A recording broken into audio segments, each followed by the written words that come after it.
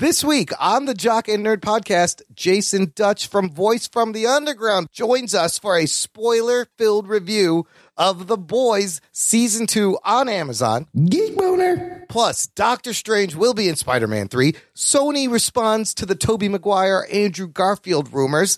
Disney doubles down its focus on streaming content.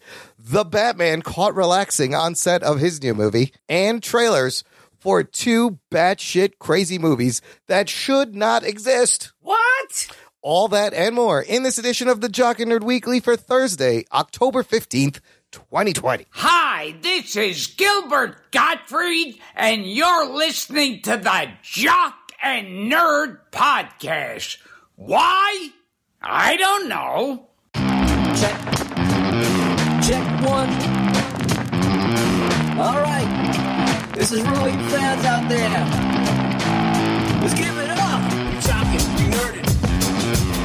We're funny, disturbing. We're talking, we heard it. We're spoiler alert. Oh yeah. We're talking, we heard it. We're funny, disturbing. Oh yeah. We're talking, we heard it. We're spoiler alert. Give it up one time. Hello, listener. What's happening? Welcome to the Jock and Nerd podcast, where we deliver comic book and superhero TV and movie news, reviews, and whatever we choose. Jock and Nerd. My name is Imran. My name's Anthony. He's the Jock. He's the nerd. And joining us is the internet's favorite puppet and the creator of the controversial substance known as Compound D. It's Rug Boy. What's up, Rugs? Yeah, I shoot stuffing out and I say I can do whatever I want. Compound D for Dick. Actually, it's just ground up Viagra and Mountain Dew. Oh, shit. Also joining us, special guest straight from Voice from the Underground podcast. It is none other than Jason Dutch. What's up, buddy? What up? Wow, haven't heard that forever. Nice fucking, what is that, early 90s reference?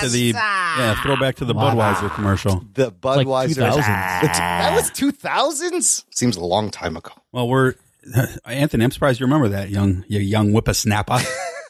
Yeah, the 2000s. That was 2000 in my was 20 years ago. That was in my prime. That was what he was kicking. You're still in your prime, buddy. My athletic prime. That was the 2000s right there. Jason, how's it going? Thanks for joining us. Thanks for inviting. You invited yourself on. Let's just get that out of the way. Yeah, it's. But there was a reason. But there's no other way. I knocked 3 times and said the password, and nobody opened the door, so I just let myself in. I'm glad you're here because you were excited to talk about The Boys Season 2 and definitely want to get your thoughts. So. Yes, definitely. Yeah, I wonder what you think about it. We'll find out later. Somehow I have a feeling you know how I feel about it, but I'll tell you later. Time travel. Jason, for the listener that maybe hasn't listened to the Voice from the Underground podcast, give him the elevator Why on line. earth would anyone want to? Hey, I'm trying to help you out. We say the same thing about our show. Oh, shit. So for the couple people out there who, first of all, I know we have a couple of mutual listeners. So if it's okay with Imran, just a quick shout out to those guys. Blake Braden. Nice. I know we love Blake. Adam Morris. Love Adam. Chaz, Jess Rivera, a couple others. So, we have a few mutual listeners here, most of who I've siphoned from you guys in some way. That's great. It's great. I think we've given you back maybe one. Who? But I don't want their know. name. But that produces their show. I now. gave you me. Okay. Yeah, we got Jason. Oh yeah, you did get Mikey. Famine. So, but for those who don't know, Voice from the Underground, we are the podcast where politics and pop culture collide. So basically what we do is we talk mostly politics, but because we like comic books and movies and sports and all that jazz, we'll sort of look at the social angles of stuff like that. And tie them into politics while we talk about the political angles itself. We talk a lot about race matters, issues around like Black Lives Matter and, those types of things. But we try to talk about them in a fun way and an honest way with people who may disagree with us. We do a live stream tonight, actually Thursdays. We do a live stream and then we do some other bonus shit as well. So if you don't know who we are, the smart thing to do would be to forget that I just said that. But the second smartest thing would be to go check it out on YouTube. or wherever you find podcasts. I will put a link in the show notes, and it's a great show, man. It's lots of fun to listen to, and I'm happy to spread the podcast love. We're not in competition. Like, there's two different shows. I love that our listeners go over there and support you and listen, and maybe some of your listeners come here. Weren't you both on his podcast recently? Yes. We've made lots of guest appearances. Anthony, you have fun on that show. Do I have fun on it? Yes. No. No, why would he? It's horrible. Because we get a booty call at like 2 a.m. going, hey, can you do a podcast? I do like Big Haas, though. He's a cool guy. Big Haas's Humidor is a great segment. Yeah, I don't like Jason either. Well, look, Jason, let's try to get you and then in. TJ's not even on the show anymore. So Tony ruins lives. Where's the TJ's not on the show anymore? Tony ruins lives. There's my TJ. There's TJ. Yeah. Hey, that's the first time you've heard from that guy in months. Yeah, TJ, he just got busy. He works in retail. He just has a brand new baby, and well, I'll rip on him for a second here. We told him before he got married, we're like, are you sure your wife is going to be, your new fiance is going to be good with you podcasting? Yeah. Oh, I told her, brother, no problem whatsoever. Turned out she fucking hated it. So, oh, no. Yeah. Oh, so that's part of the truth. But then again, I don't know any wives who love the podcast, right? So I think all of them probably have some issue with it, unless they're like Mark Phillips does it smart. With his wife? With his wife, right. Yeah, so she can't get mad. Yeah. So, yeah, there you go. Yeah, my wife is...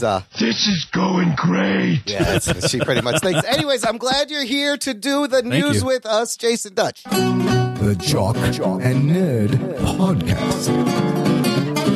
All right, let's dive in. Got a bunch of exciting Spider-Man 3 news. Geek Boner. I got facts. I got rumors. I got confirmations of the rumors not being true. And then I got other rumors. The main story, the main fact, Doctor Strange will be joining Tom Holland in Spider-Man 3. Oh, shit. That's right. Old slender Dick Bandersnatch will be cameoing. That? You know, Benner, Dick. What's his name? That's not his name? I forget what his name is. Bend your dick. Come on, my dick, Bandersnatch. Bender back. Binderback Cumberslitch. Depender? I could never say his name. Benedict Arnold. Neither can Arnold. he. Okay, right away. Doctor Strange, Spider-Man 3, Rug Boy comment.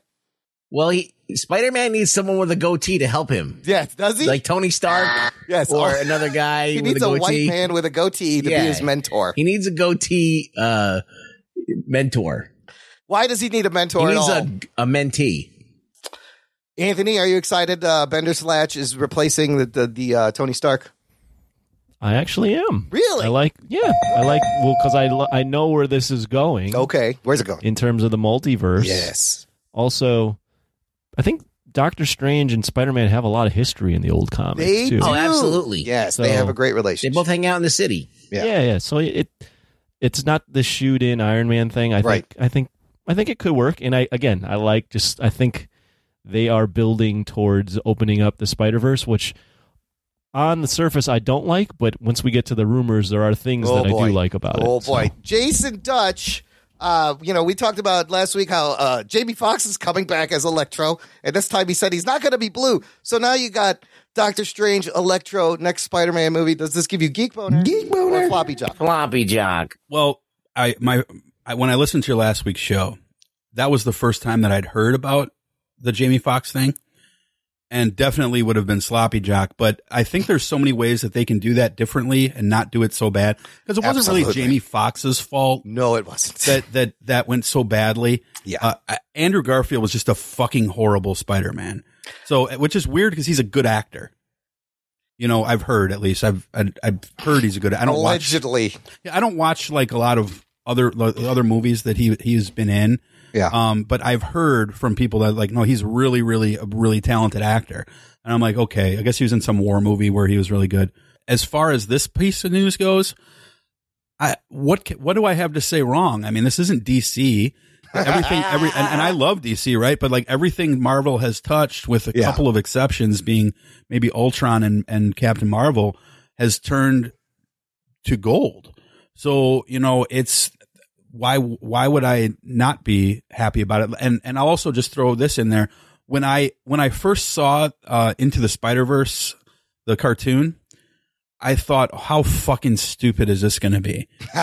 And it was so good. It's great. Right? So it's like, okay, I'm open to whatever they're going to do as long as Sony and because this is my favorite superhero of all time, Spider-Man. Yeah. So yes, I'm a DC guy. Everybody knows that. But Spider-Man was always my number one, and then everybody in DC after that. So what am I going to do? Like, everything they've done has been pretty good. Even Venom wasn't like the worst movie I've ever seen. So I'm excited. I think that there's a lot of different places they can go, and I'm looking forward to it. I think phase 4 is going to be really exciting with these things coming out. So I'm okay with it. Look, if Spider-Man's got to have another fucking person from the MCU, I do, like you said, Anthony, I prefer the Doctor Strange because they kind of get along. And remember that fun exchange they had where he's like, oh, we're using our made-up names? I'm Spider-Man then. I'm Doctor Strange. Like, their chemistry will be great. But I'm mostly excited about this Multiverse of Madness. Another interesting thing has happened. They have flipped the order of movies. Doctor Strange 2 is now coming out after Spider-Man 3. It used to be the other way around. They did? Yes. Spider-Man 3 also beginning to film in New York this week, like today, like soon, like tomorrow. But then, back it up more, I think WandaVision is where everything is going to start. She is supposed to be in the Doctor Strange movie. Now, Tom Holland's contract has him for one more Sony MCU movie and a cameo. I think he's going to be in the Doctor Strange movie following this. So whatever happens in WandaVision is going to change everything, and everything that comes out later is going to be a multiverse thing. I also remember, Doctor Strange 2 directed by Sam Raimi, who did the fucking OG Spider-Man movies. That's a cool little connection. So here we go with the rumors. If this rumor, okay, so the big rumor, I'm sure everyone's seen when all this multiverse shit is happening. This rumor actually states Tobey Maguire, Andrew Garfield, set to have signed on for Spider-Man 3. Oh, shit. Geek boner. Okay, rumor. Today, Sony commented, a representative for Sony issued a response saying these rumors, quote, those rumored castings are not confirmed, okay? But I think it's interesting that they even commented on this.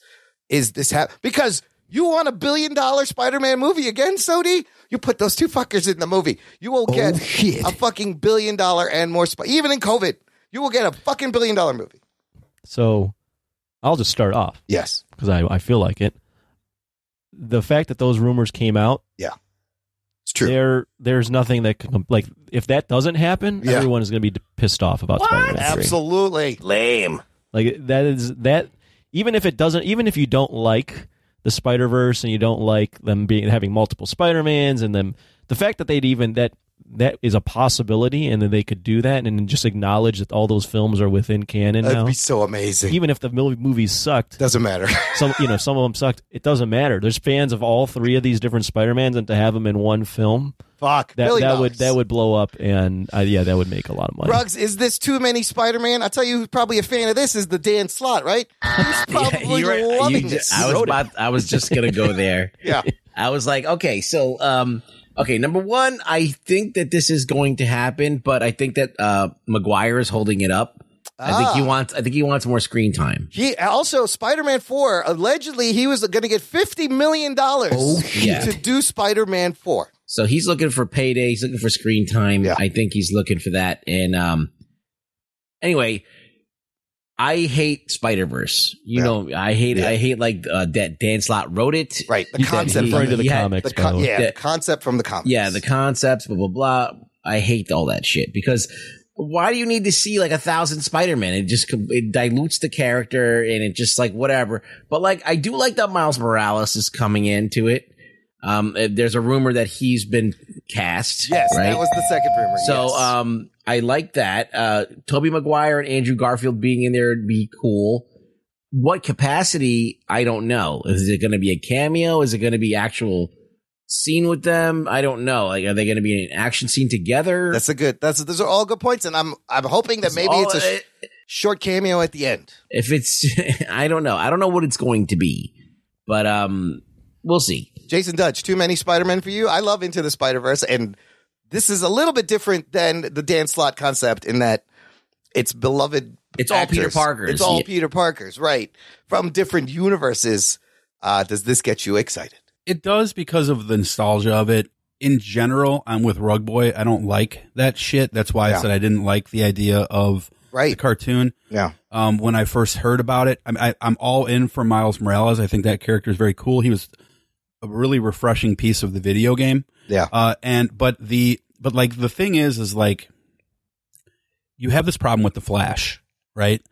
Like, especially with like Arrowverse and stuff like that, where like they keep on going and doing these doppelgangers and going to these other universes, and it gets tiring. And the problem is with it is that if you do it and then you do it and it's done, and then you have some way that you almost could never go back there unless something crazy happened, then I'm fine with it. Because if there's multiple Spider-Men, there's multiple Iron Men, there's multiple Falcons, there's multiple Thanoses, and they've already thrown the quantum realm into here. So not only do you have multiple Spider-Verses, but you have the possibility of different Spider-Men from different time frames within that Ant-Man can go grab. Yep. You know, so it can get really fucking clusterfucked really fucking fast, just like what Barry Allen's always doing, always fucking shit up, right? It can get messy, yes. So that's my word of caution. But as far as like, just if it's just this and it's just like, hey, you know, we're going to have Peter Parker from the 90s, Peter Parker from the 2000s, and this Peter Parker, and then maybe one other one thrown in there. You know, I'm totally cool with that. I think it'll be a lot of fun, and you know, I'm all in for that. But I'm not in for really anything beyond that. It's weird because you have all of these Spider-Men that are been around in the past 20 years, and that's because of the Sony deal where they had to make movies every certain amount of years to keep the license. Yep. So now you have like this crowded Spider-Man nostalgia where you have people who grew up like in this time that knew all three different Spider-Men. And it's weird to reconcile all this stuff because if they try and do things, they're going to be like treading over ground they've already gone over. That's why they stopped doing Uncle Ben and all that other stuff. And they started changing Spider-Man. And so they kind of fucked up the whole thing by rebooting it too fast, like twice. And I think this will be a cool way, maybe, to like satisfy that, or to kind of maybe like bring some kind of synchronicity to everything. Yeah. I don't know. Maybe it's the whole fucking bad idea. I don't know. But do you get that same feeling, Rug Boy? I'm just curious. Do you get that same feeling from Batman? Because it's the same thing. They're doing the thing with the Batmans also. What do they doing the thing with the Batmans? They're bringing in Michael Keaton and Ben Affleck. Well, I mean, what I was wondering, like, Rug Boy, does that diluted feeling fall into the Batman universe with you too? Well, with Batman, I feel like because Heath Ledger died, and they had this unsuccessful startup with the Joker in the Suicide Squad that like they never were able to actually do this Joker character. Then they made the Joker movie, so they've gone to the well with Joker too many times. But there's other things that they haven't done. There's plenty of Batman that they haven't even touched upon, and so there's room for that stuff. I feel like with Batman, it's not too bad. It's not as bad. Because I think the way with Batman is you had the opening movie with Michael Keaton, and then by the third movie, he was gone. And then you had all these other movies that were like bad. And then all of a sudden the Dark Knight, the Dark Knight series comes out, and that's like a true to form again. And now he's not had his own movie. He's been a cameo guy he's been a star in other movies, but not his own movie. Yeah. So this new Batman is going to be the first time he's had his own movie since the Christian Bale movies. And when was that Rise of the Dark Knight Rises? When was that come out? 2012. So yeah, it's been a while. Yeah, it's been a hot second. Almost 10 years. So I think if the writing has to be really well written. Yeah, this next movie. But if they're able to nail a good script on this, I think this could be very, very satisfying for it's super ambitious too, because you can bring continuity to all these three different Spider-Men, and there's even people that now that are like have watched this and followed Spider-Man are like, why is there three Spider-Men within 20 years? Yes. So like you can bring continuity to that. You can take all the best elements from all the different movies. You can jump in between all the movies. I love that, and you can have fun for one movie and then put the thing to bed. Yeah. And retire precisely Tobey Maguire and Andrew Garfield. Yeah. you can wrap everything up in a nice bow, and you could potentially open up Sony to do the rest of their Spider-Man movies on their own. You could even like weave in different villains. You could have Tom Holland visit Aunt May from Tobey Maguire's universe. There's all sorts of like fun little things you could do to like close threads on things, because like even Spider-Man 3 and the Amazing Spider-Man 2, there's like open threads on all those movies that never were finished. Just don't go back to his parents for whatever you do. For God's sake, leave his don't do the fucking parents alone. thing. But like if the script is well done, I think this could be one of the most satisfying films. This could be a fucking huge moneymaker and a huge thing. One of the things I wanted to say is that with the Spider-Man films, they all like hit a brick wall. Like, the third one was a complete clusterfuck. The second one like ended the franchise for Amazing. Yeah. And so it's like they both need redemption stories. Yep. So my only concern is the third rumor I have is that Spider-Man 3 will reportedly introduce Dr. Spencer Smythe and the Spider Slayers that were commissioned by. I don't know what that means. So in Amazing Spider-Man 2, B.J. Novak played Alistair Smythe. What happens is Jameson commissions Dr. Smythe to build these robots that he controls. They're Spider Slayers to get Spider-Man.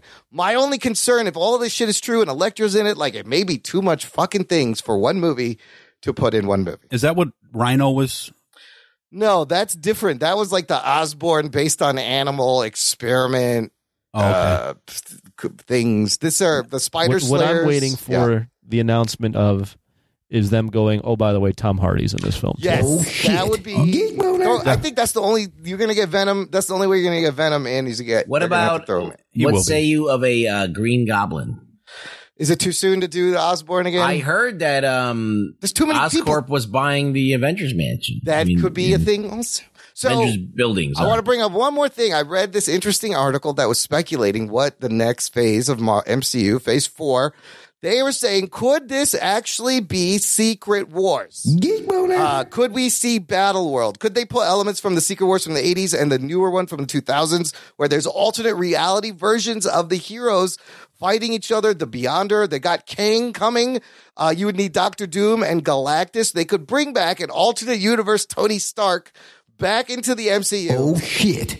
I have no idea where they're going with it. I have no idea. I mean, all these things are on the table. They definitely are. And you want Kraven? Like, are they going to do Kraven and do that? Kraven's supposed to be confirmed for this movie, by the way. Fuck. See, it might be too many things. Oh, shit. It might be too many things. Listener, let us know what you think. Join our Facebook group. It's called Jock and Nerd Nation. It is closed, exclusive just for you. We're all in there. Jason Dutch hangs out in there. We all post silly, geeky things. Hang out with my wang out. Hanging out with you, wang out. Moving on, fellas. Some big moves by Disney this week, starting with another one of their high-profile Pixar films going straight to Disney Plus. Oh, shit. And this time it's the movie Soul. Yeah. It will skip theaters entirely.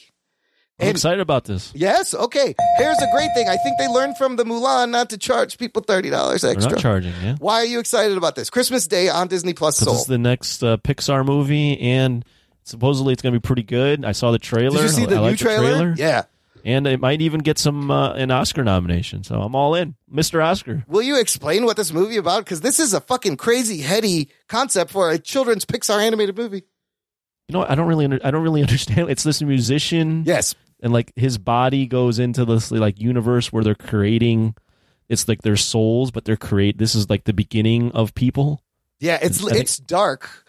I think that's what it is, right? Like he falls into this world where it's not heaven, it's pre-heaven. It's right. It's where the souls are born and got their personalities. The souls are born and molded into people. So Jamie Foxx is voicing this black musician who, he's about to get his big break, he dies. But on his way up the escalator to heaven, he jumps off because he wants to go back. He ends up where you said, where they make the souls, and he teams up with Tina Fey's character, and they try to get him back, try to get his soul back in his body. But this is a kid's movie that starts out with a death and souls. Jason Dutch, you have children. Wait. You act like you're surprised. The Pixar does this. Yeah, they did it with Up. Was like they that. did it with the beginning of Up. But Jason Dutch, knowing that this movie is about, would you feel comfortable like showing your kids about the nature of a soul? Yeah, I mean, they've done this before. They did it with what was it? The one where not Up. Was it Joy? Oh, Inside Out is Inside also, Out, yeah, right? that Where was fucking deep. that one touched on that a little bit, where they dealt with children having emotional issues, and psychological trauma and stuff like that. Yeah, which was really well done. It made the movie good to me, and like it's that there was so much of it that it was very deep, and like you can think about from your own, most kids can think about from their own background, and they still did it in a way where it was still a fun kids movie. Yeah.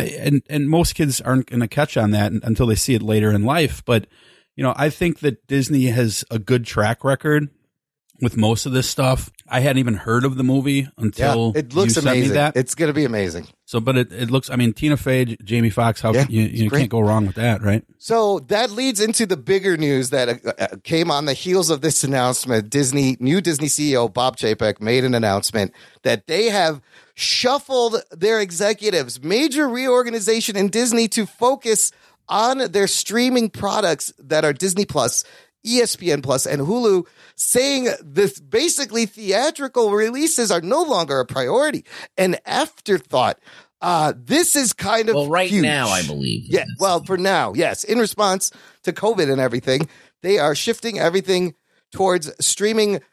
This is kind of a big deal. It's going to piss off theaters. I feel like you said, they were planning on doing this anyway, but it's been accelerated. What happened is they formed 3 bucket departments, one for movies, one for general TV, general entertainment, that's like TV and docuseries, one for sports.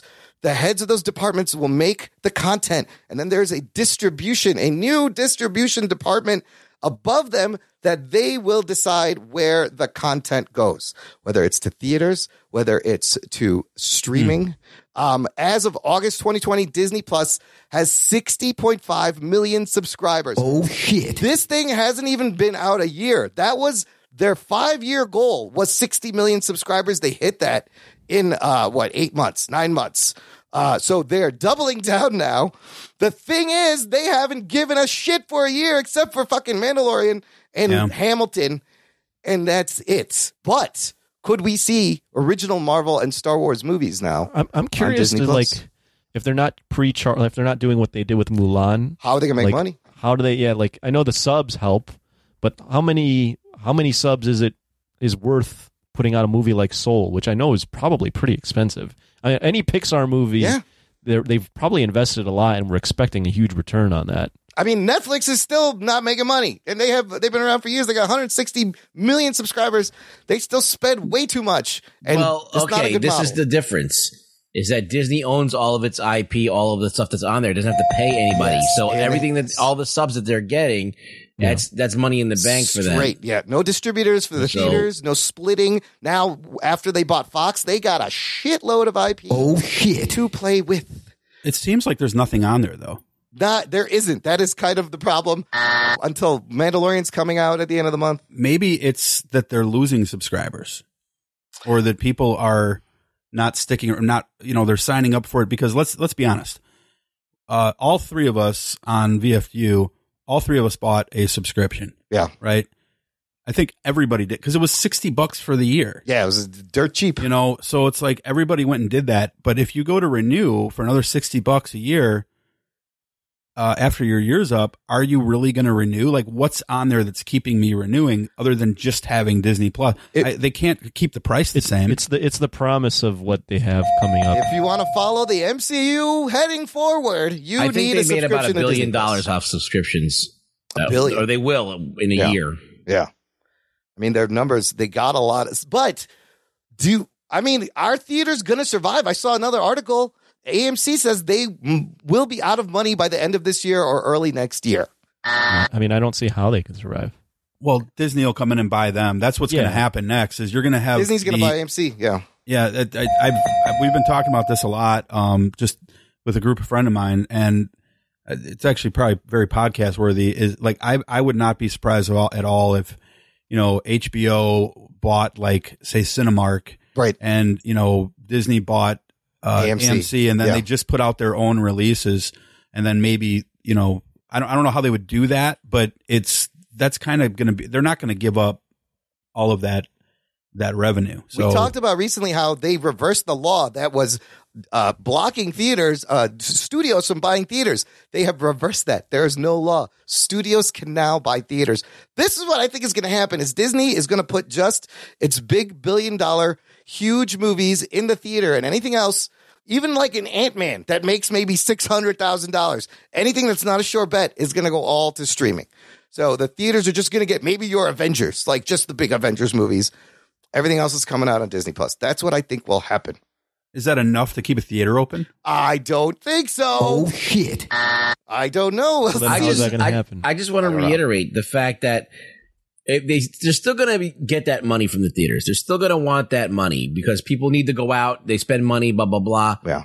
But, you know, it's the money's out there for them to take, and they're not going to need as much as the theaters need to run because they're just pumping out these movies just for the theater, and then all the other stuff they're just going to rake in dough off of subscriptions. Like the subscriptions are bringing them $1 billion a year without any risk. They need to start cranking out more shit, though. Yeah. What would you guys keep though? Like what? Let's say that you had to pick two. What, two streaming Two platforms? streaming services, right? Fuck, that's God's hard. going to strike. Homelander's going to come piss on you. God, that's really hard. Okay, I can't narrow it down to two. There's no way. I'm doing Netflix and ESPN Plus. Okay, so that makes sense. Don't you get ESPN Plus with Disney though? You can buy the bundle. I thought you could only get two. I didn't. He's picking two. I didn't think you were bundle. You could include a bundle.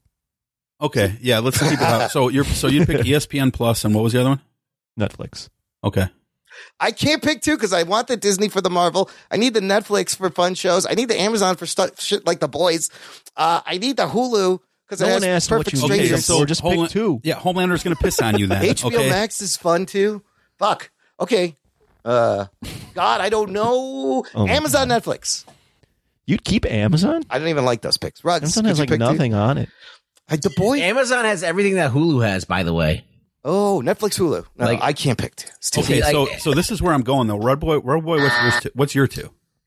I don't know. I mean, to be honest with you, I think I would probably keep Amazon and because Amazon has a lot of originals, They do. and so I'll just keep it for that, and then probably Netflix has the most shit. probably Netflix, yeah. Okay. Okay, so I would keep HBO Max, Yeah, that's a good one. and Netflix. Okay, that's not. So let's notice here. Nobody said Disney. Yes, because it's for kids, really. But I'm gonna miss all my Marvel Well, movies. not only is it for kids, but it just doesn't have a ton of new stuff. No, on it there doesn't. yet. If it had, look, first of all, Disney is doing this bullshit where they're making half-hour series and not even giving you a lot of them.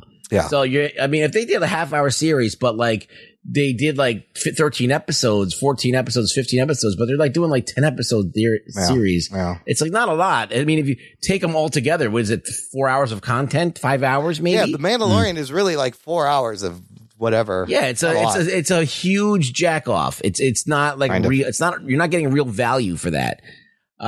Pound for pound though, Amazon does like at least 8 to 10 episodes, hour each. Yeah. And there's tons of those things that come out. There's good stuff on Amazon. HBO Max is actually a really good deal Yes. too, because you get movies and series. Yes. And the series are And very original well done. movies. Yeah. So I mean, there's plenty to watch on HBO Max. So like, I think Fuck. those are the strongest ones. Netflix is also very good. Yeah. So, but Marvel just Good doesn't question. have the value there. It just doesn't. Not yet. It'll get there. WandaVision, Falcon. And that's blah, blah, why they're blah. making shitloads of money, because they've basically just opened up their vault. They have shit that they own already. Not only that, but that same shit is being licensed out to other companies. Like Amazon's got Avengers, Hulu's got Marvel movies, Yeah. like cartoons. Other people have that shit. So they're making money over like stuff that they have in their closet. That's true. So it's ridiculous. Good question, Jason. Jason, I didn't forget about you. I know you're a DC fan. I got DC stuff for you. And what I have for you, Jason Dutch, is a set photo of the Batman on Casual Friday in a black robe. Can I trade that for a picture of Harley Quinn without a black robe? The Batman has resumed shooting in, I guess this is England, in London somewhere, and tons of set photos have come out.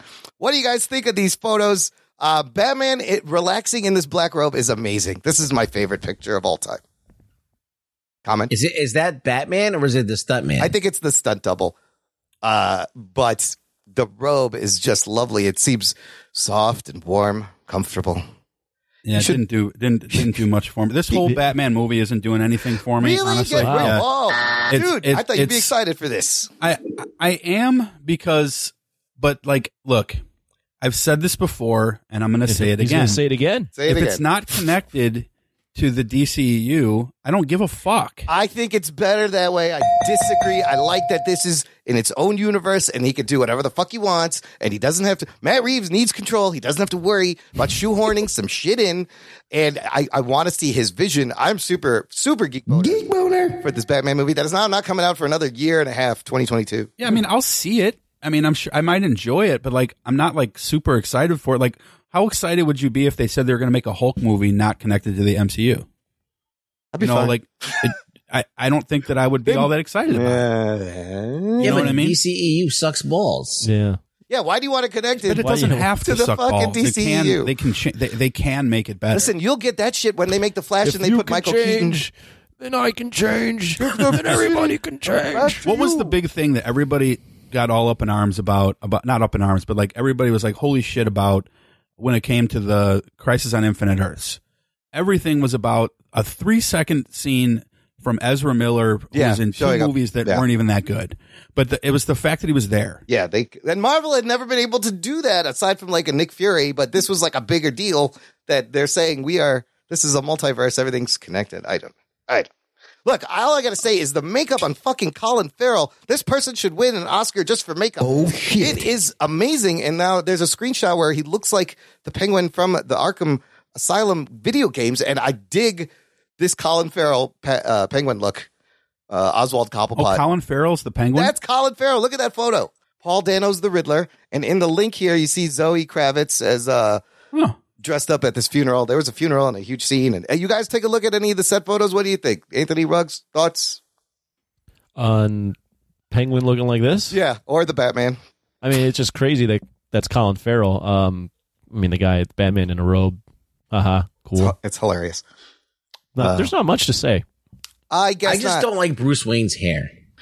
You don't like the emo slick down like 90s grunge Pattinson? I don't like that he just looks like he's got like a mop top. You think he started working out at all, lifting weights? Pattinson? No, he didn't. Did you say emo? Probably not. Yeah, a little emo. He's a little emo with the dark makeup under his eyes and the hair hanging. Is a little strange. Hanging in front of his eyes. So there's another. He looks like Nick Carter from the Backstreet Boys. He does look like that. Shit. Oh my God. There is Batman filming in Chicago. Like they were setting up today. I saw some pictures downtown. They're starting to put the set together to film in downtown Chicago, which is like takes me back to when they shot the Nolan movies here. And I remember I biked down there once and I peeked over the thing and there was like a row of bat cycles. Geek boner. Just like sitting there. It's very exciting. I don't believe you know how to ride a bike. I do. I do yoga and CrossFit. I have enough. He's got a Peloton. Yeah, it stays in place. Does the bike have to move? Is that a problem? The bike just kind of is stationary, as they say. And then I imagine going downtown on a video. No, anyways. The other DC news I have here, Jason Dutch, HBO Max is one of the streaming services you picked. That's great because you have to cancel all the other ones. And HBO Max there's more details on this Green Lantern live action series that is going to be coming to HBO Max. They announced Seth Grahame-Smith is the showrunner. He is known for Abraham Lincoln Vampire Hunter and the Lego Batman movie. He will be writing with Mark Guggenheim the first hour. And the main characters involved, this is where I thought was interesting. Guy Gardner, Jessica Cruz, Simon Baz, and Alan Scott, Green Lanterns with Kilowog and Sinestro, meaning nothing about your Jon Stewart or Hal Jordan or even a Kyle Rayner, which people don't even know probably. So now we're talking. Okay, so he got excited now. Guy Gardner is one of my favorite all-time comic book characters. I was excited to see Guy Gardner listed. Yeah. People don't even know who the fuck that is. So Guy Gardner is like, now I liked Guy Gardner better when he got Sinestro's ring. When he was a big dick, when he was a huge douche. Death of Superman time frame as far as like when the comic came out. Yeah.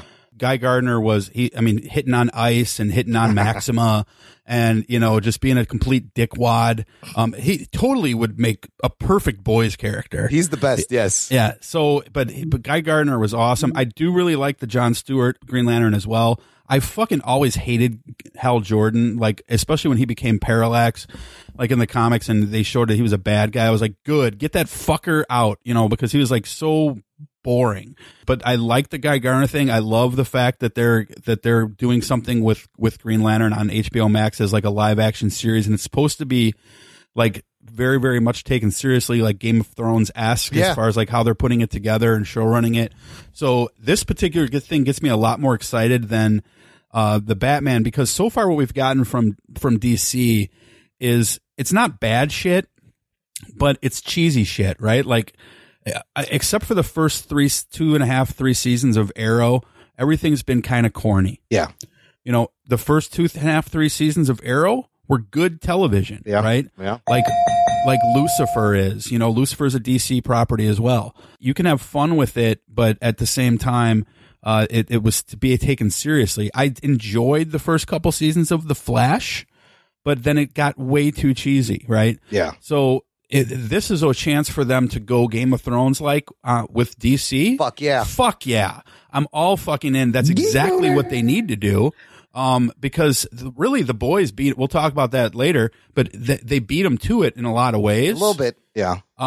But there's so much they can do with this, and Green Lantern is a great way to start it because he's like the cosmic police force. So, maybe it could start out there, and then you can introduce us to some of the heroes on Earth. I still think it needs to tie into DCU in some way, but they haven't really introduced a Green Lantern really in the DCEU, have they? No, they haven't, though. I think that the Snyder cut might do that retro. Okay. So I don't know. The fact that they're coming out around the same time leads me to believe that they're going to do something like that. I actually kind of believe the Pattinson Batman movie is going to tie in some revisionist history way, including the Joker movie, down the road. But as far as this particular series goes at first, like, just think of all of the properties that DC owns. This is the disappointing thing, is that DC has so much good shit that they don't do shit with. Keep shit in the bed with it. Anthony, let me ask you this. You're a Green Lantern fan. The point Jason brought up is important in terms of budgetary reasons. Now, imagine Greg Berlanti's, the original CW shows, like he said, the beginning of Arrow is fucking great. The beginning of Flash is great. Imagine that ambition and passion, which he clearly has. This is said to be his most ambitious and expensive series yet. They're going to throw HBO money at this. Does that increase your excitement for this? What do you think? Yeah, I mean, I'm interested to see where it goes. I like that it's HBO and that it's not CW money. I mean, it's obviously writing and casting are going to play a big role in this, but I mean, Green Lantern, you can't skimp on that. So I'm still epic. Even though it's HBO, I'm still very curious how it's going to look. This is an epic story. It has to look good. Otherwise, you're doing a story about space and people that are shooting energy projectiles at each other that are different colors. And if it doesn't look good, it's immediately going to be cheesy. So I'm a big fan of Green Lantern. I was super disappointed with how Green Lantern turned out the movie. Yeah. And they haven't really touched Green Lantern other than some references here and there in CW and then like a fleeting shot of a ring in Justice League. Yeah, but other than that, they haven't really gone back to it, and it's a great character. There's numerous Green Lanterns that you can mine from. So I'm interested to see it. Hopefully it looks good. That's the first thing it has to do is look good. So I love that you got Jessica Cruz, the Latinx Green Lantern. You got Simon Baz, who is the Arab Muslim Green Lantern, and Alan Scott, I believe, is gay in the comics. The original Alan Scott Green Lantern. They made him gay later. Yeah. They made him gay later. Ruggs. Fuck that show. Or Geek Boner. I like gay later. Gay later. I like to make him gay later. We'll make him gay later. It's fine. Yeah, just do it later. What do I have to say about Space Cops? Yeah, it's Space Cops. It's epic Space Cops. I don't think it's going to be like Game of Thrones. I feel like that's weird. That the two things don't compare to each other. I don't even know how you would even make Green Lantern into Game of Thrones. You probably could. You could write anything, but like, would it feel like Green Lantern? I think Green Lantern is like a space cop show. They do space cop stuff. You know, it's not that serious. Space cops. Yeah, it's like weird aliens. Pew, pew, pew, pew. You know, it's like Well, I meant as far as like budgetary production. and cinematic quality and stuff like that. You know, So I'm sure that. I mean, we just watched Raised by Wolves. Yeah. And I think that they put a fair amount of money into that. Oh, and yeah. there's flying and there's shooting and stuff. The spaceships. But not in every episode. Right. It's like they kind of like, you know, they kind of like ration it out. So I think it's going to be the same way. I don't think it's going to be a balls to the wall thing. Like even The Mandalorian, it picks and chooses its times. You know, that's where they true. really go for The it. budget is going to be If it has to be Mandalorian level, visually. Yeah, it fucking looks tight. They could go like Battlestar Galactica route, though. You know, it's like that's the same sort of like.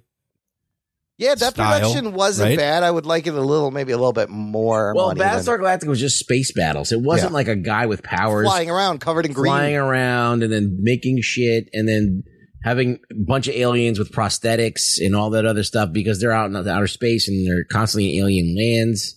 Unless they're going to base it all around Earth, which would make it weird. It shouldn't be on Earth. First of all, it should be in space. But we've seen them make the green constructs in the shitty Green Lantern movie. Did it really work? It kind of worked. I don't know. That you I have feel to like with sell all that. the weight behind it, a movie budget, it didn't even work. So I'm very, very dubious on it, to be honest with you.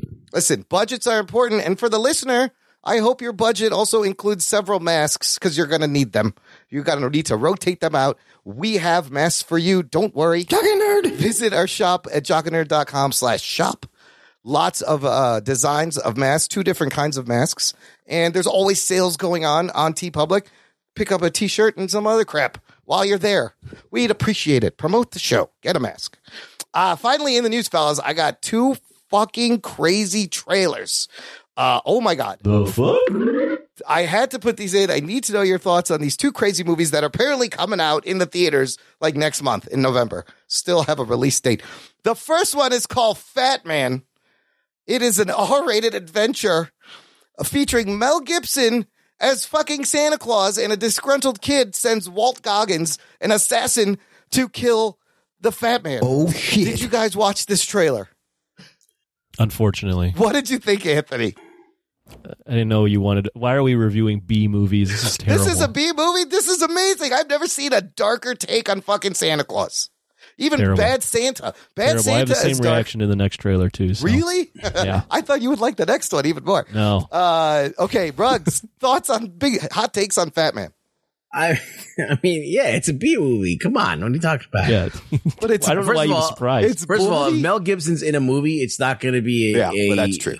They're not going to want him in the mainstream. It's Yeah. going to be off to the side in a niche film or whatever. So, yeah, it is. I don't know. It's a weird ass I thought it looking was film. crazy. I might throw it on. I'm tempted to check it out, and I'm also tempted to check out Jiu-Jitsu. Well, wait, we'll get to that. Jason Dutch, will this be your new Christmas favorite movie you throw on every year, Fat Man? So I clicked on the trailer that you asked me to. Yes. And about, I don't know, 15 seconds in, I said, "Fuck you, Imran." Fuck that show. Why I can't believe why did they why did they make this? Yeah, that was the thing. Why did they make, like, they made one a couple years ago? Like, remember they made that dark horror movie, like, that was Christmas related about like the some Krampus. There was the Krampus. Krampus, right? Yeah. And then like every couple years they do something stupid like that. Silent. Remember in the 80s, Silent Night, Deadly Night. Yeah, that's a good yeah. one. Black Christmas. Yeah. Yeah, it's like, fuck you. This, Every I mean, so this often. one looks like it could be fun to watch, Yeah. but yeah, no thanks. Okay. I didn't understand the enthusiasm behind these trailers. Let's get to jujitsu. Okay, this one. How can you not think Jiu-Jitsu? This is a movie coming out in That looked November. Dude, Nicolas Cage fighting martial arts aliens from space. What the fuck? This is based on a comic book, actually, 2017 comic book of the same name. It's got Tony Jaa in it, a crazy cast.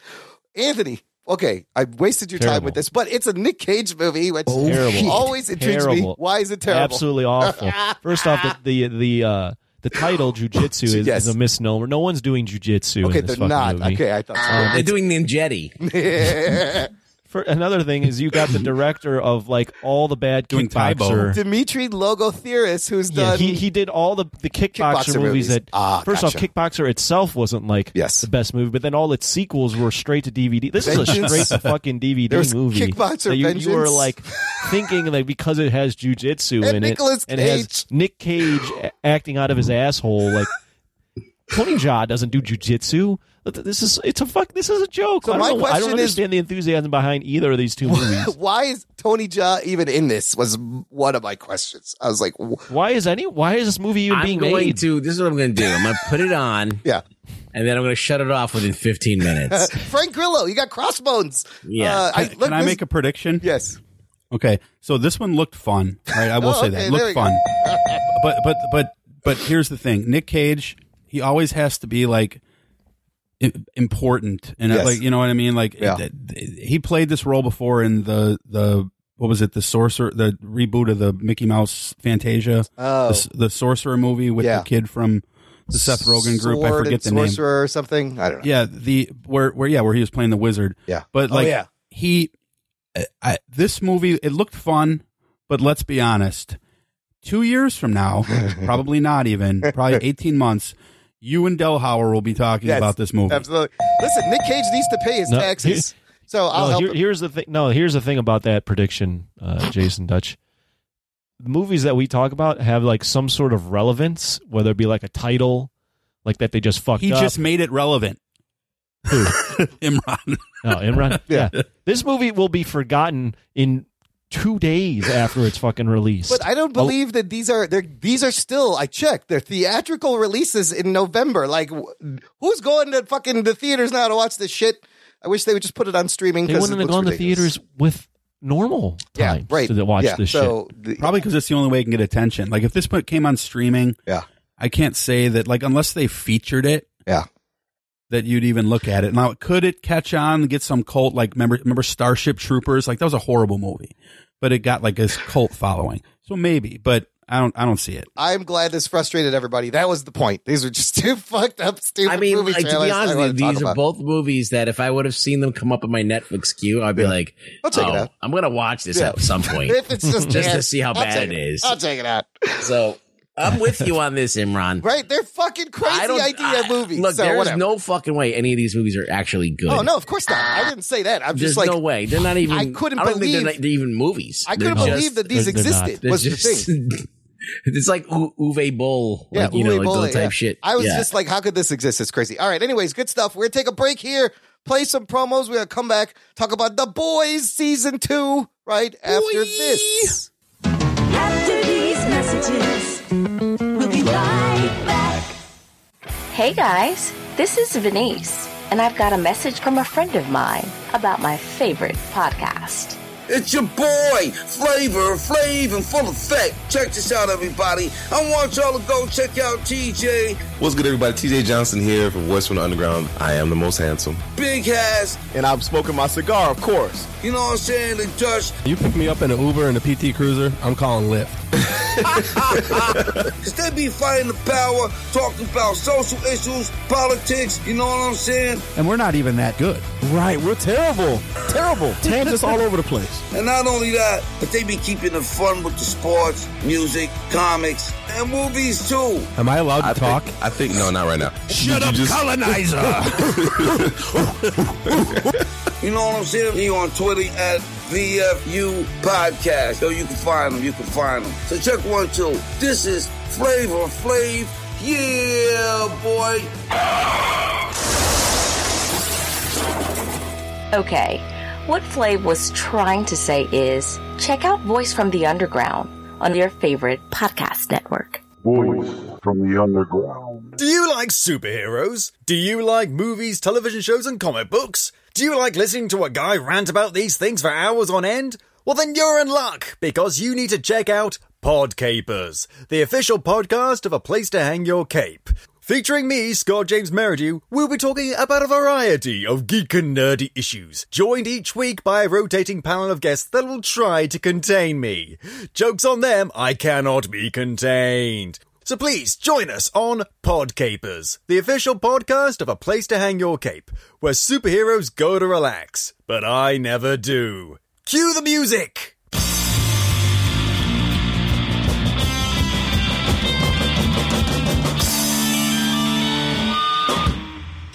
Doc and Nerd. Listener, if you love the show and you want to support the show, we'd appreciate it. Join our fan club. Visit jockandnerd.com/Patreon. Jock and Nerd. And it's a way to ensure we keep making the show every week for you. You get swag and merchandise and bonus content. Everyone gets an RSS feed with exclusive bonus material you can only get there. There's movie reviews. There's post shows. The shows come out early. This week, I put out something fun for, I think it was for Jimmy Graben on our Facebook group. Wanted a instant reaction to The Boys season 2 finale, you guys. So I put out a binge report, and I kind of like scrubbed through the episode and just gave my comments. It was kind of fun. I liked it. I listened to it. It was a lot of fun to do. I may do this more with like Mandalorians coming out and whatever the next show is. And then Anthony, there's a jock talk. Their bottom is very weak.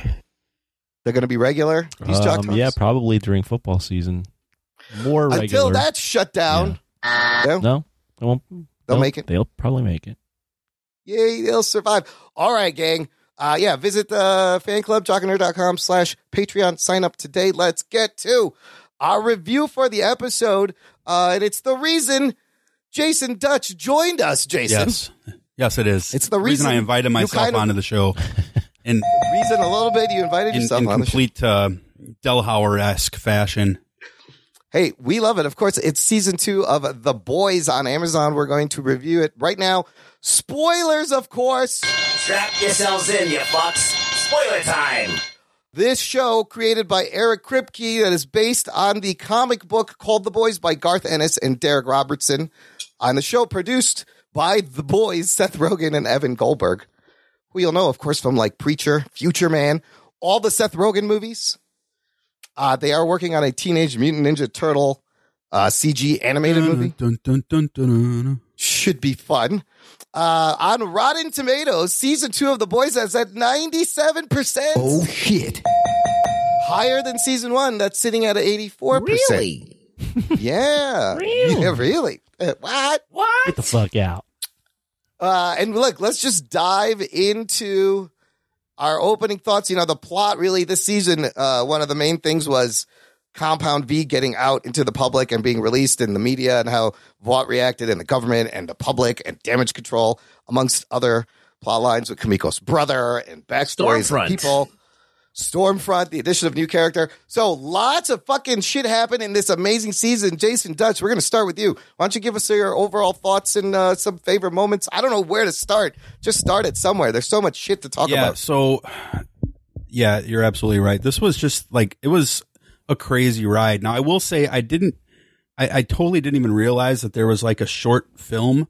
That I haven't seen. So if you got to spoil that, that's fine. I haven't seen it either. I've heard that it's not like super. It's not substantial at all. That's what I heard. It's not super important to the storyline of the story. No. But I just realized that was out there like yesterday. I was like, oh shit, I didn't even see that. So, but outside of that, I mean, I've watched every episode of this series for the first 2 years, and like this season, they obviously turned it up to the like 11 and a half. You know, they went for gore. They went for shock value. They went for political messages. They obviously made some changes with some stuff to try to keep it more in line with. I mean, there's just the whole Trump angle is just like so resonating throughout this entire show. And then even the Victoria Newman, who is based on one of the comic book characters. She's like Alexandria Ocasio-Cortez, like, you know, a parody on her. So it was super exciting. It was super fun. And like, it's just, but it almost got to the point where I was squinting the whole time because I was waiting for the next head to explode or the next, the next person to just die abruptly, almost in like it was like Game of Thrones almost in that, or Walking Dead in that, you know, don't fall in love with the character because they won't be around for the next show. Kill your darlings. No one is safe. That or Sons of Anarchy. You know, all of those shows are like that and this totally went around that vein. And I was I very, very much enjoyed it. There are a couple problems, but for the most part, I enjoyed it a lot. Is Victoria Newman also a woman in the comics? Victor K. Newman in the comics. And I think Stormfront has also been gender Stormfront flipped. was a guy a bit like he was sort of like Shazam. Oh, okay. Okay, that makes sense. Yeah. Which one is Victoria Newman? Victoria Newman is the congresswoman who was, spoiler, pop in the head. Yeah. Spoiler alert. Anthony, let's go to you. Overall thoughts on this fucking crazy season? I liked it. I mean, I thought it was a little slow at first, but I didn't necessarily mind that. I will agree with that.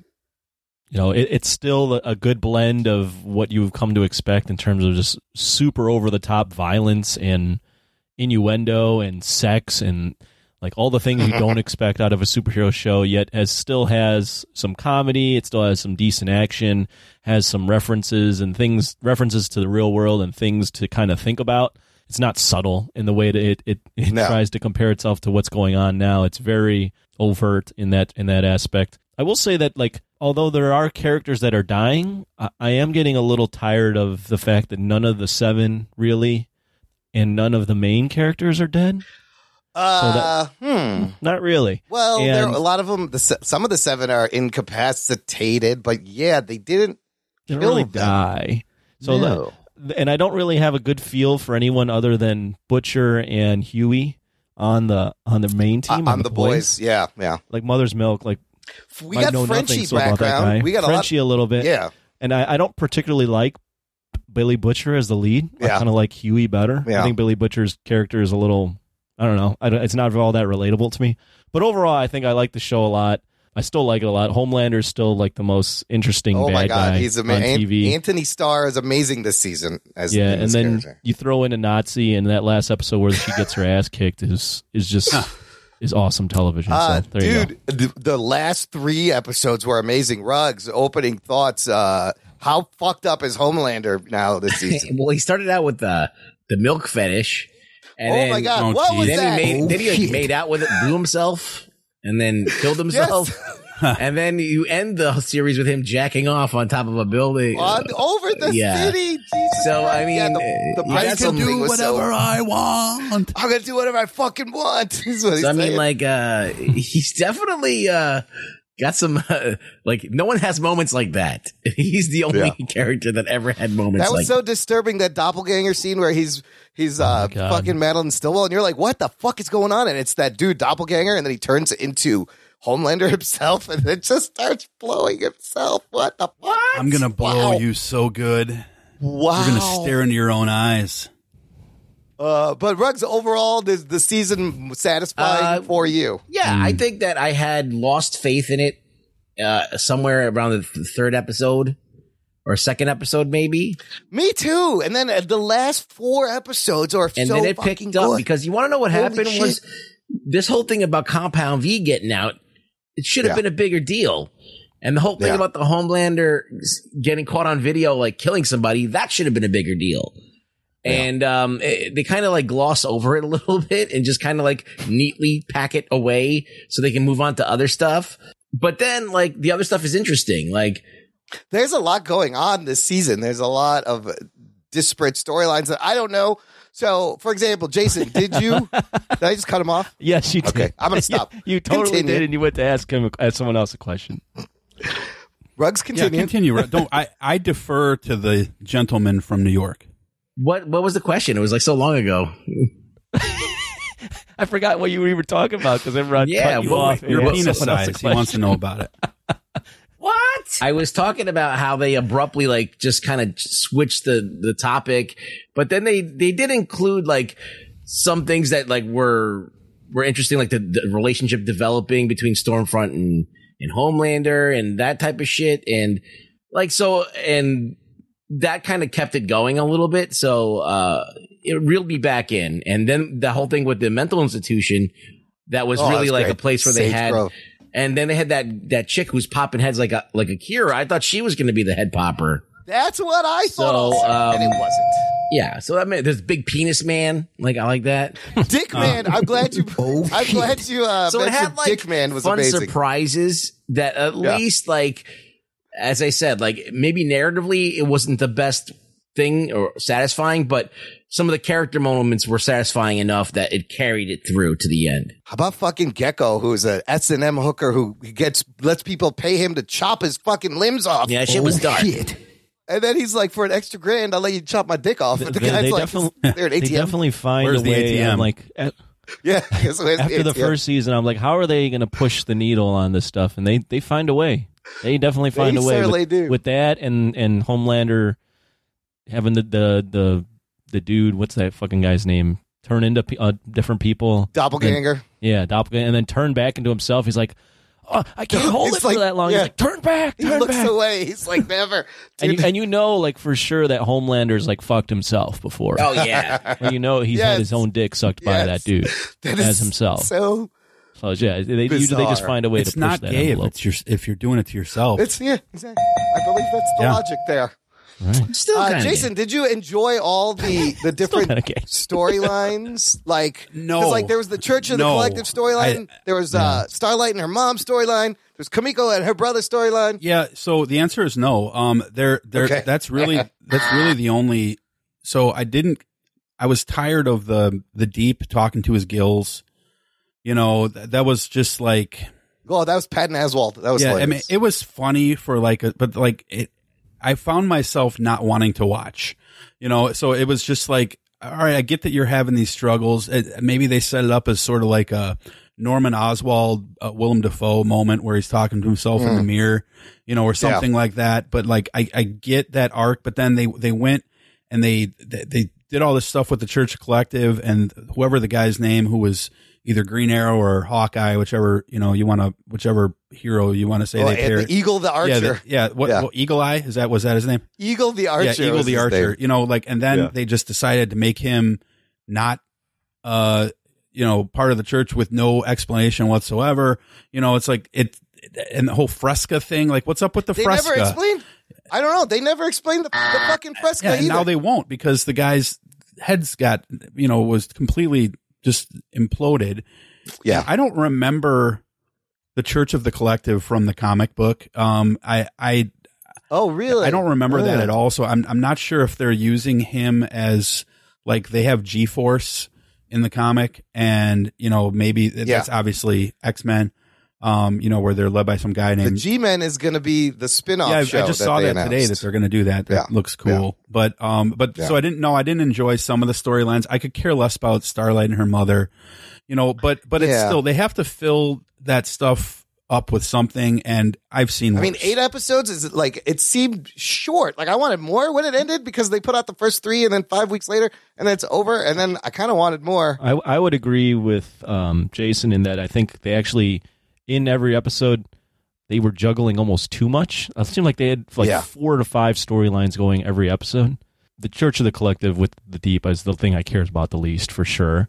Followed probably by Starlight stuff, but I like Starlight and Huey, so I don't mind it so much. The Church of the Collective, I think, was the one where I was like, I don't care about that. I mean, I think this is fun. Like, it's kind of funny, but I didn't need this much time with the Deep trying to get back in. Unless they're going somewhere with it, like maybe in season 3 they're going to have the Deep take over that. Yeah, maybe. But so maybe it meant something. But as of this second, it meant nothing. It's like the L. Ron Hubbard version, their version. Once you really get into like Stormfront and Homelander, like that's the stuff where you're like, oh wow, they're like this is good. Like every time they would cut away from either Stormfront or Homelander, even like when they were cutting to Billy Butcher, I didn't really give a fuck about Billy. You didn't? Wow, really? I don't think that guy's very relatable. Like his plan to like go in and save his wife, but then lie to his wife and be like, I'll take the kid, but I'm really not going to take the fucking kid. You knew she was going to say no. Like that was written so poorly. Like his plans were weird. I couldn't follow a lot of his decisions. He just kind of like goes there, and just gets in, no problem. And he's just an asshole to like his entire time. Like, why does the team follow him? Daddy's home. Yeah, he talks like a smart ass to all his teammates. And yet they're all like, "You're the man, man. You're the leader." I guess because he gets shit done. Does he? Or maybe his arrogance or whatever it is that he seems to fuck things up though. Like kind of it motivates people. I don't know. I feel like Huey would be a better lead. He's the everyman character. He gets the girl. Oh, I agree with that. I just think that the reason why he's there is to kind of bounce off of Huey, to be the different, like the opposite of Huey. I did love every time Stormfront introduced Huey, the reaction was, "This is the guy we're doing all this for." And Maeve calls him a twink. She's like, "Take your," you mean Starlight. Everyone is like, "This fucking guy," and she's like, "Take your fucking twink with you." She just calls him a twink. It's great. I mean, I think Billy Butcher's biggest moments come at the end. Episode 8 was insane. At the very end of the show, the whole sequence with Billy and Ryan and Stormfront and that whole thing.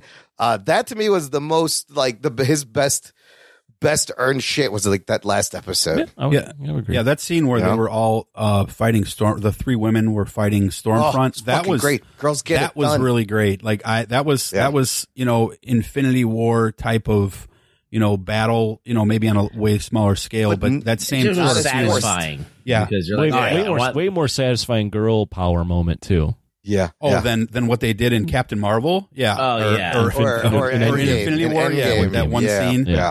Yeah, where they tried way too hard.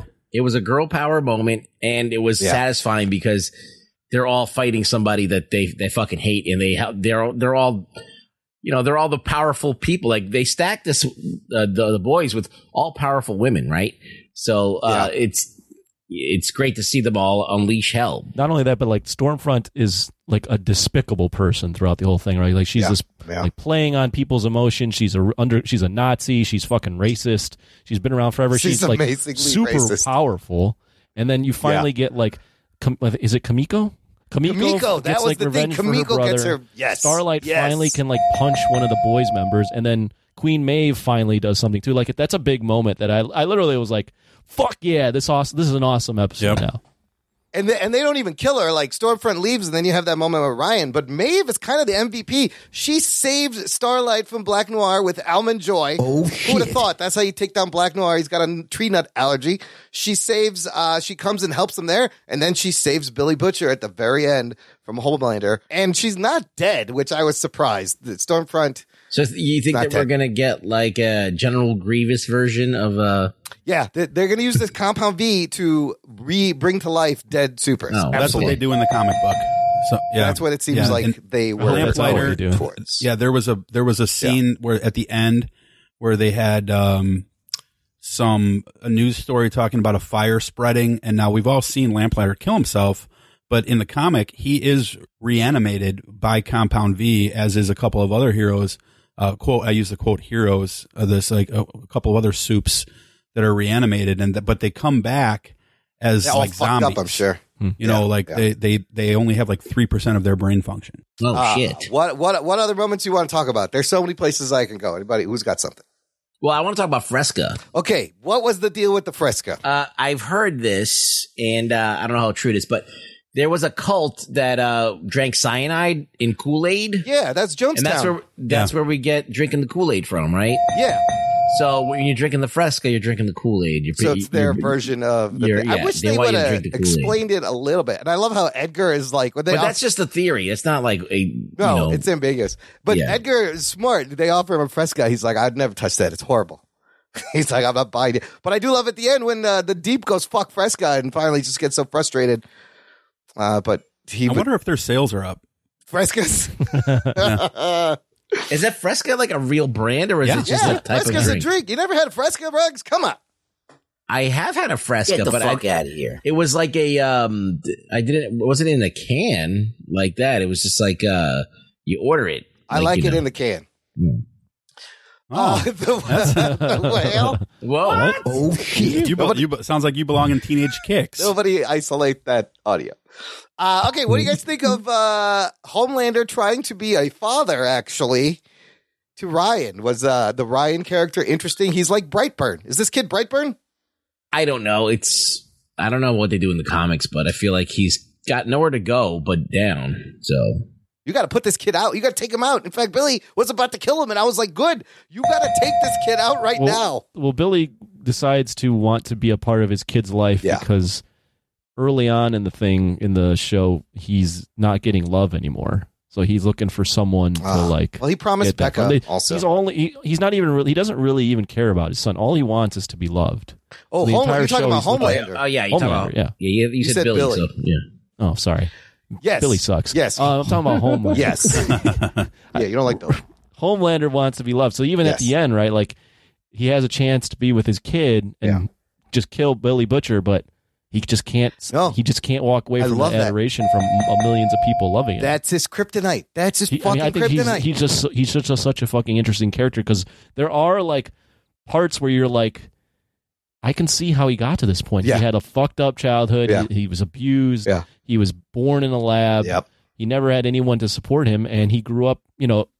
Unfortunately, if people had superpowers, they probably would end up more close to the boys than they do end up in Marvel. So you can definitely relate to Homelander. I mean, that scene where he imagines lasering the crowd once they turn on him, I was like, and he did it so well because I was like, oh, he didn't just. We could just sit here and talk about Homelander scenes the whole time. Holy shit! Like when he is supposed to be, he bought flowers for and he's waiting for her, and he's waiting for her. He couldn't stop himself. He just had to have a freak out. Well, he had to check on her. He couldn't trust her. He did burn his trailer down. That's right, because he's just like so. Well, he didn't trust her. He went to Vought Tower and she wasn't there. Yeah, does not like to be lied to. He's like the crazy thing about Homelander, and this is where like I believe they are using our president as a model for. I really believe that because the Homelander in the comics is an asshole, but he's not this guy. And it's and they've added so much with like the America First and like putting him at the Christian conference in season 1 where he flies down and he's talking about all this and that. But like the thing with Homelander is he has to have you. He has to be front and center. It's him number one. Like he has to have the top numbers. Be thinking about me. When oh God, I can't remember the blonde lady who he burned her Madeline eyes out. Sitwell. Sitwell. When she got promoted, his first question was not the first thing out of his mouth in that last episode was not, "Oh, congratulations." He said, "Wait, you're still my day to day." Yeah. Right? Like it's always about me. It was about him with Stormfront. Where were you? How come I didn't know where you were at? And people like this. That's why Maeve was afraid of him. Yes. And I love how this whole season, his leadership is being challenged at every step from Edgar, from fucking Stormfront, until she gets his dick and gets control of him and he needs her help in the social media. By the way, can we talk about the floating sex scene and all the sex scenes with Homelander and Stormfront, and the guy's head gets squished in one of them and they're covered in blood. Some crazy sex scenes I've never seen on this show. Depraved. What's funny? This season on TV shows, they've had a bunch of crazy sex scenes. So there's floating sex scene in The Boys. Raised by Wolves also do a similar floating sex scene.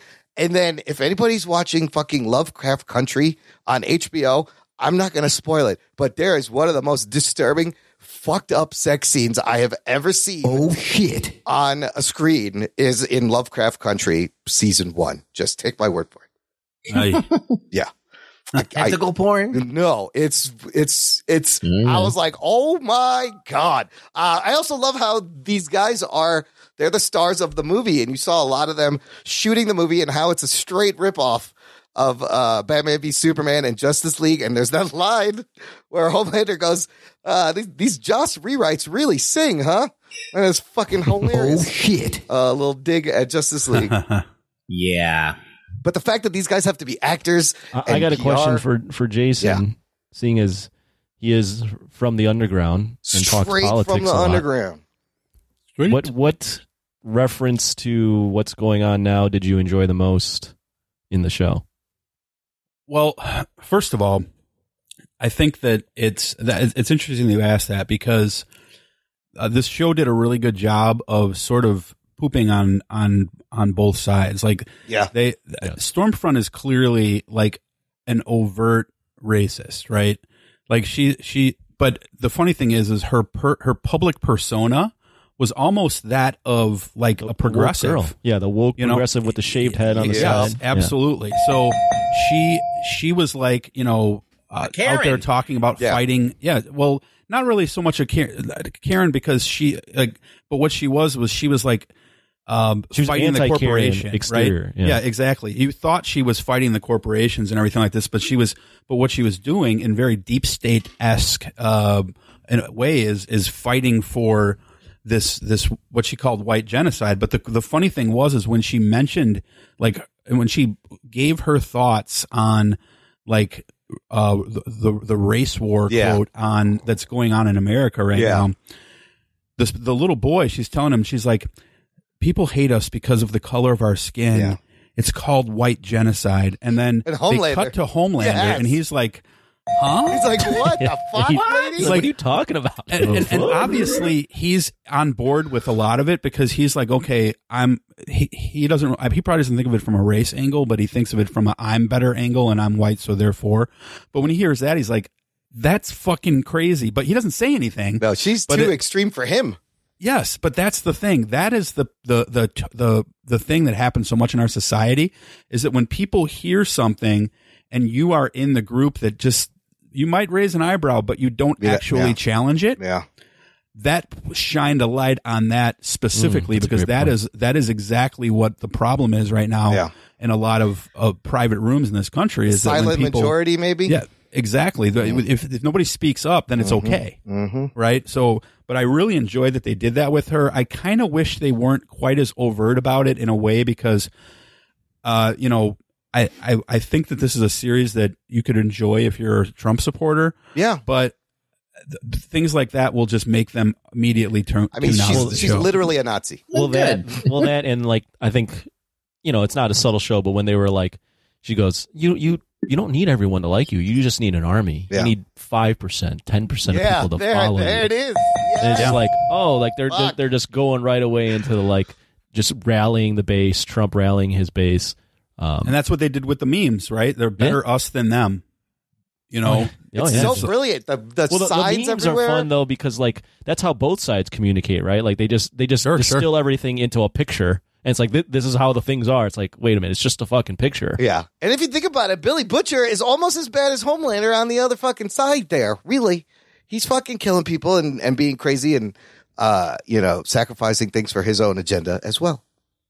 Yeah, he wants you guys revenge. Think they're setting Huey up that's a to stretch, be, but all right. I mean, if it's the other side of it. Do you guys think they're setting Huey up to be like the new lead of that team? And like, because it sort of seems like that's where they're going. I don't know what they do in the comic. I've read the first maybe 20 issues of the Boys comic book. Yeah. That would put me like halfway through the second omnibus, which is super thick, by the way. Wow. I want to read this. I got to buy this. It's really good. Yeah. Different, but I'm kind of curious as to where they're going to go with Huey's character. So the other thing I loved that's kind of real life was that dude at the beginning of episode 7 who you watch get radicalized by the Stormfront videos and the constant barrage of media and then shoots the fucking convenience store worker where he went every day to work. I was like, shit. Amazing. That part of that episode was legitimately like almost too close, right? Yes, like it was like too sad. Like that was almost too sad of a moment to even start off a show. That hit so close. So, Jason, let me ask you this specifically because you forwarded the article from Slate that I have in here about the fact that Victoria Newman, the big bad that was popping the heads, is an AOC analogy, stand-in. What is that saying to you? Because now Victoria Newman, she is planted there by Vaughn and Edgar, and they kind of set this up. I went back and watched some things.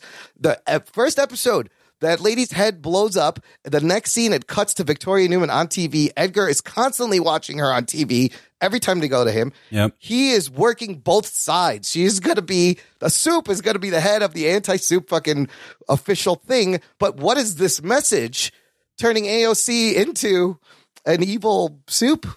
Yeah. Well, the funny thing is if you take what they did in the comic, that is exactly what is the case. Is the vice president of the United States. So I guess that gives you some future on what her character will eventually be. Yeah. But this is in the comic. Okay. But I don't know if they're going to do this, but in the comic, the vice president of the United States is like head of the Soup department. But I think the message that they're giving you is because she's such a clear parody of AOC down to the speech, down to the ethnicity, down to the lipstick. Yeah. Is that the people who you think are good, probably not on your side either. So, it's something that we look at a lot when we look at the political angle of things is like people will say, oh, you're Jason, you're such a true blue Democrat, this, that, and the other. I'm like, no, dude, when Joe Biden gets in office, day one, I'm going to start get on his shining ass. the light on him. Yeah. But that's the message with her is I think like, hey, both sides are fucked up. This isn't just, we're not just taking one side here and saying, look at all the shittiness of Homelander / Trump. The other side, you might not see it, but there's darkness there as well. That's a good point. They're all drinking Fresca over there. Yeah, absolutely. They have their own Frescas, every club. I also like everyone has an agenda. Like no one is in this for altruistic reasons, right? Yes. Well, in the show, really the only people with a good heart are the boys, if you think about it. No, well, Huey's in it like for a good reason, but Butcher until the end. Mother's Milk, maybe Huey. Frenchie, they all got good hearts. Frenchie's in it because he felt like he like let the team down. Right. But like Billy Butcher, who's the leader, is not in it for like he's doing it just for himself for the most part. But I think he redeems. By the end, he comes redeems. around. Yes, on it. at the end, he kind of redeems himself in that way A little bit. Yeah. But even Starlight killed a dude in that carjacking. She didn't mean to, and she's like, "I'm a fucking killer now, like you, Billy Butcher." Yeah. They kind of glossed over that too. Yeah. They never went back to that. Mysteriously. That's the thing. It's like these guys all are trying to do the right thing, the boys. Because they know that this is out of control. And that has to be stopped because how do you have a world full of soups that could just do whatever the fuck they want? You need checks and how do you and balances. control them? How does Vought even control it at a certain point? Like, all it takes is one of them, like that's unstoppable, to be like, fuck it, I'm going to take all the V and I'm going to make my own army. Yeah. And we're going to fucking take over this whole planet and just jack off on people whenever we feel like. I can do whatever I want. So that scene, I remember reading season 1, there was a scene Amazon told them was too extreme. They were not allowed to put it in, and that was the scene. Listen, and they blew it because they should have had him like spewing like laser. Oh, if like you're a like killing laser, people, that would have been like hilarious. a fire hose. Like it's like cutting into buildings. Breaking windows. Like it's a Zack Snyder movie. It's cutting into buildings in half. Zack Snyder destruction. All of a sudden, like someone's driving and it just hits the car and like burns through it. You know? Great. Yeah, the Empire State Building ripped in half by Homelander. Homelander's jizz. Hits ecstasy. And then Big Dick Man comes and grabs it and tries to keep it up. It reminds me of that Mallrats scene where it's like Superman would blow a hole through her like a shotgun. Yeah, Lois so Lane. They're talking about he can't have sex. Superman can't have sex with Lois. Well, it was that Homelander jack off scene too. If you watch the scene, especially when they cut away, it's a complete, not really rip off, but they're doing that famous. It's in the moon. Batman on the ledge. It's silhouetted scene against the moon on the Empire State Building with the bat symbol in the air. But in this case, obviously, it was just Homelander whacking beating up on little Elvis. I imagine that Batman is also jerking off, but he's just doing it very, very calmly in the shadows, in the corner. Christian Bale, he's got that cape draped. The Christian Bale Batman, it falls into his American Psycho other character, and there you go. Don't just stare at it, eat it. That would be exactly who it would be, though. Like, imagine if Christian Bale's character from American Psycho was actually Bruce Wayne. Yeah. That's kind of what you got here, right? That's like Dexter meets Batman kind of thing going on. Mm-hmm. Serial killer meets Batman. I mean, look, I appreciate this show for actually introducing all of this crazy shit into my mind. Yeah. Some great moments. Yeah, it's just some fucking wacky shit. It's like the conversation we're having, it's just wacky. It's one of those shows where, like, I kind of enjoy how wacky it is just because it's so... It's wackier than even, like, Umbrella Academy, which can get pretty wacky. Yeah. But it's one of those things where when I try to introduce the show to someone that doesn't necessarily like superheroes or maybe doesn't like is a little bit more conservative, I have to like really preface it and go, this is a rough This watch. is a fucked up show. Yes. This is really fucked up. You're going to see some fucked up shit. You got to be able to like sit through some things. That's why I love it. It's so fucked up. But it's tongue-in-cheek fucked up. Yeah. I've been having, it's funny you say that because I told my wife, I'm like, hey babe, I want you to watch the show with me, right? Oh God. So like she's never watched before and she's a Trump supporter, right? So she's, and she's not really into like dark stuff. She loves the Marvel movies, not such a big fan of the DC movies except for Wonder Woman. And like she watched the whole first season, God bless her soul. But she's like, I really didn't enjoy it. You know, she's like, I didn't like the fact that the guys who are good are really not good, or are supposed to be good are not good. You know, and it's the opposite. It's a hard thing to take too. Yeah, but I'm like, well, that's kind of like the way the world is, right? That's real life, so this is a better reflection on real life. She's like, I don't like real life. I'm looking for escape. Look, this is the thing. If you have a guy that's telling you that he's good, he's not. Yeah. If you have a guy that tells you he's a piece of shit, he's probably a pretty good guy. He's probably okay, just like because he realizes he's a piece of shit. Yeah, it's a good point. That's a good point. Yeah. I didn't even mention the porn that they were watching in that episode.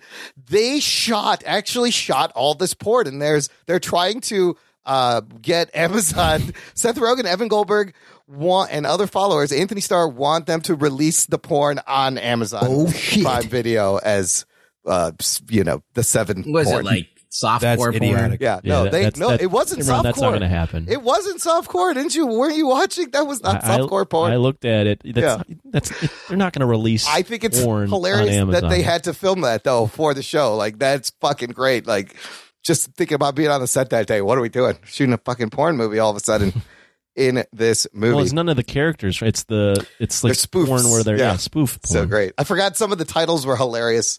The Deep does something Dallas. I forget. It's funny. The Deep does Dallas. They said, dude, the attention to detail in the media they show in the names of movies in this world, the way the world is built, the memes, the posters everyone has, it's so fucking good. It's so perfect. It fleshes out this world, and it is a little too close.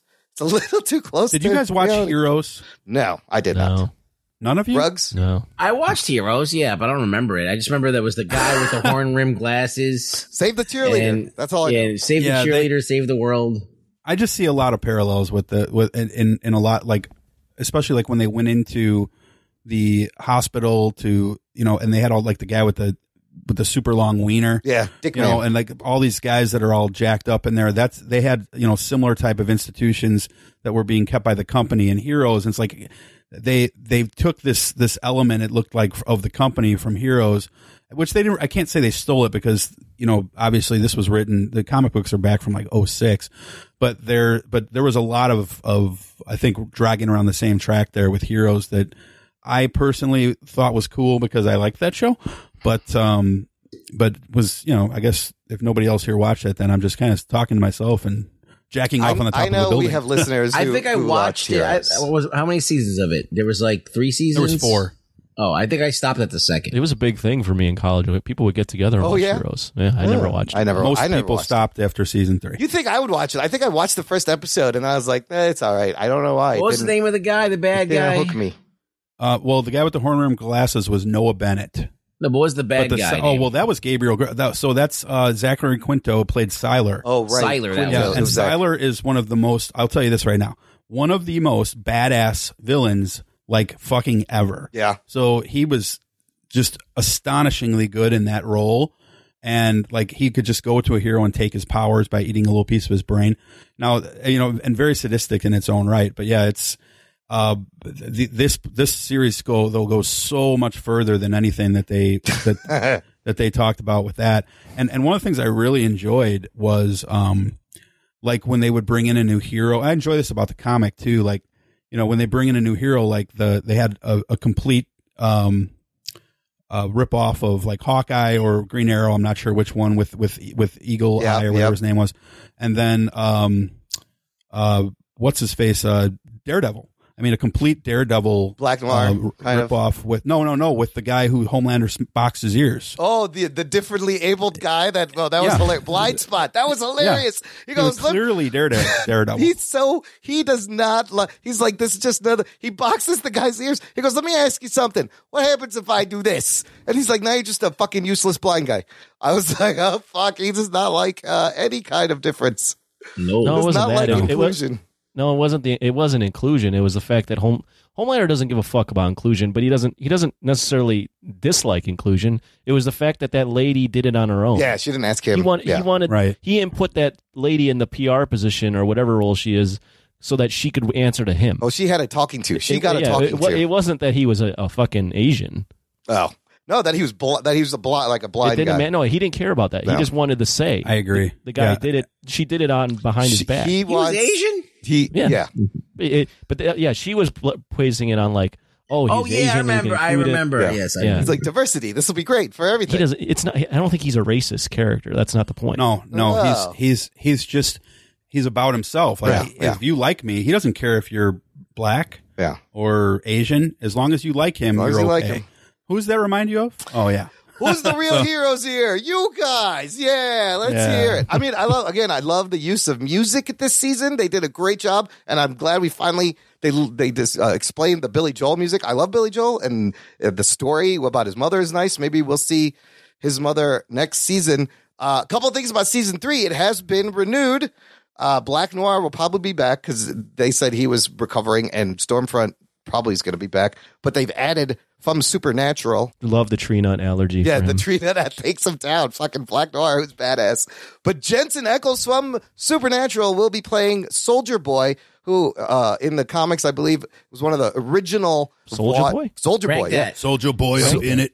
Crank that. This is their Captain America spoof, and he's the original team of Vought Supers, apparently. But Jason, do you watch Supernatural at all? Yes and no. It's my aforementioned bride. Yeah. It's her favorite show. She's been watching it forever, so I catch a lot of it because she likes to watch it as like background noise. I've not. So I've ended up seeing a lot of Supernatural, but I wouldn't say that I am that super deep into that world. But I do think it's okay. The Facebook group is binge rewatching it. Apparently, a bunch of people at the Jock and Nerd Nation.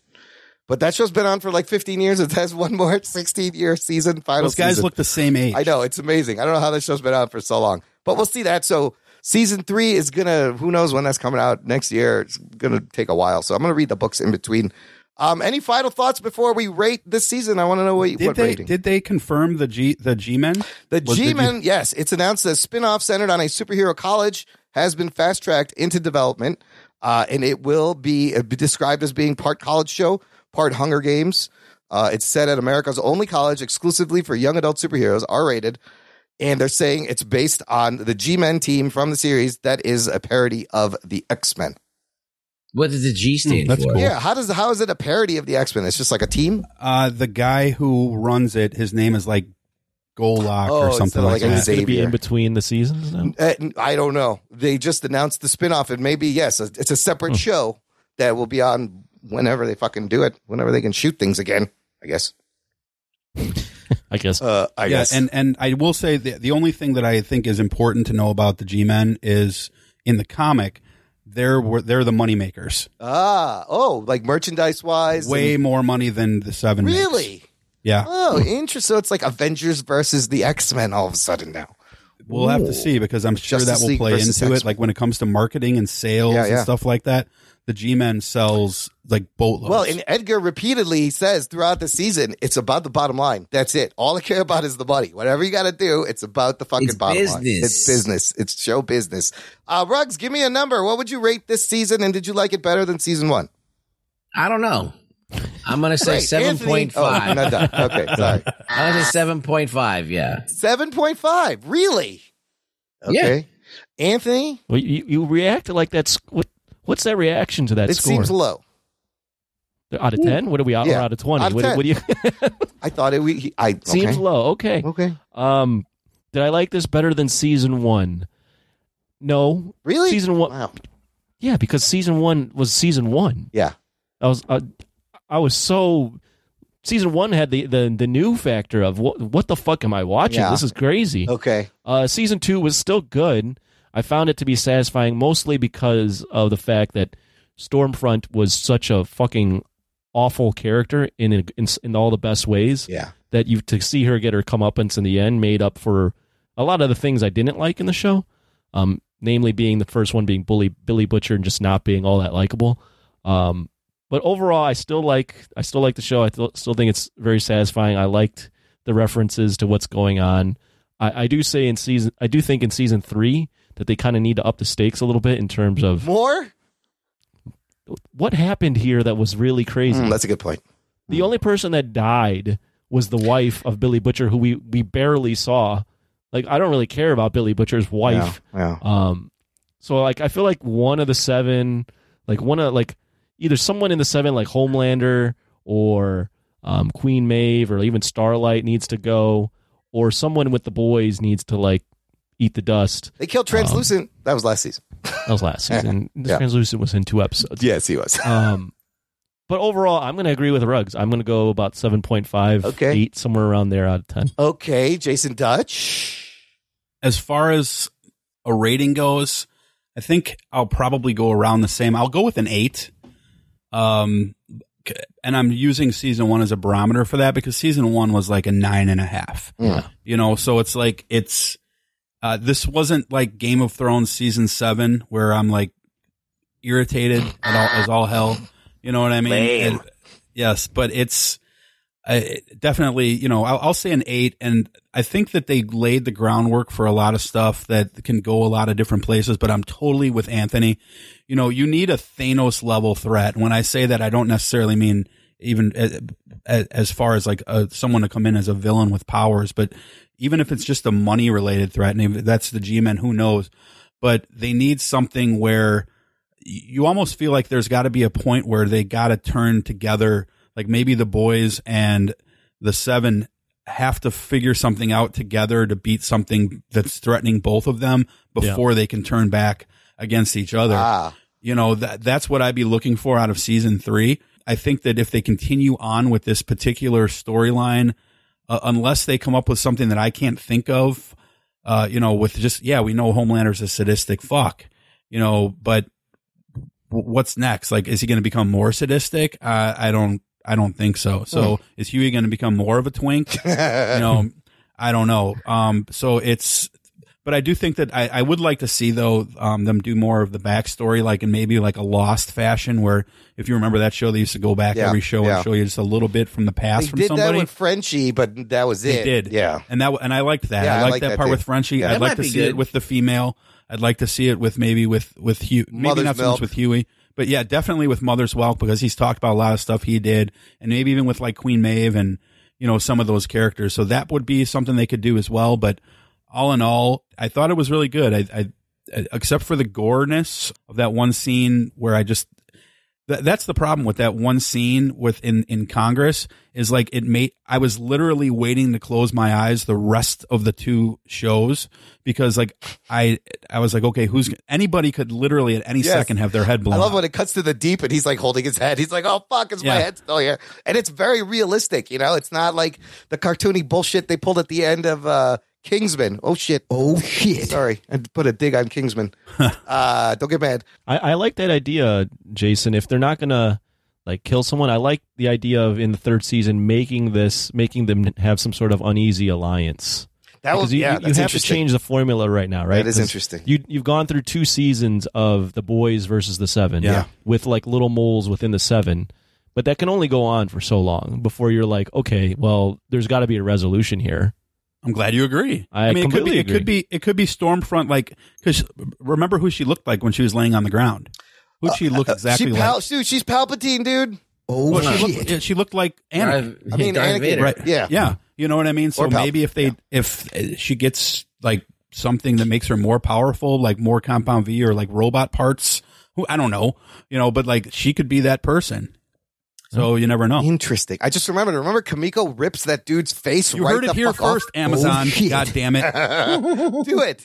What does Kamiko do? She rips that dude's face off in front of them. Yeah. That was fucking nasty. That was amazing. Okay, so this season, again, wonderfully subversive and cynical and just fucking the holy shit moments that just keep coming. I kind of like it even with the first season. Right now, I like it a little bit better. If I go back and watch the first season, I may change my mind, but I want to give this a 9. I had a really good time in this fucking season. It was crazy. I want more. When it ended, I didn't want it to be over. So that's always I feel good. like that it falls upon the strengths of the first season. Yes. And it builds on that. So without, on its own, it's not as strong. So it's cumulative. Yes. Yes. Agreed. Right on. I like that Imran was like, what? 7.5? I feel like that's low. It's low because Did you give it a 9? I gave it a 9. Yeah, but you always like things more than we do. Yeah. I always feel like when I listen to your show that I take Rug Boy's score, Imran's score, average them out, and that's general population. Yeah, that's fair. That's how it works. We got everybody covered. Yes. Yeah. Probably. That's how it works. Anthony's been grading lower than me. He's bringing the curve down a little bit. Yeah. All right, good stuff. Let's do some news from the nation. It's time for news from the nation. It's time for news from the nation.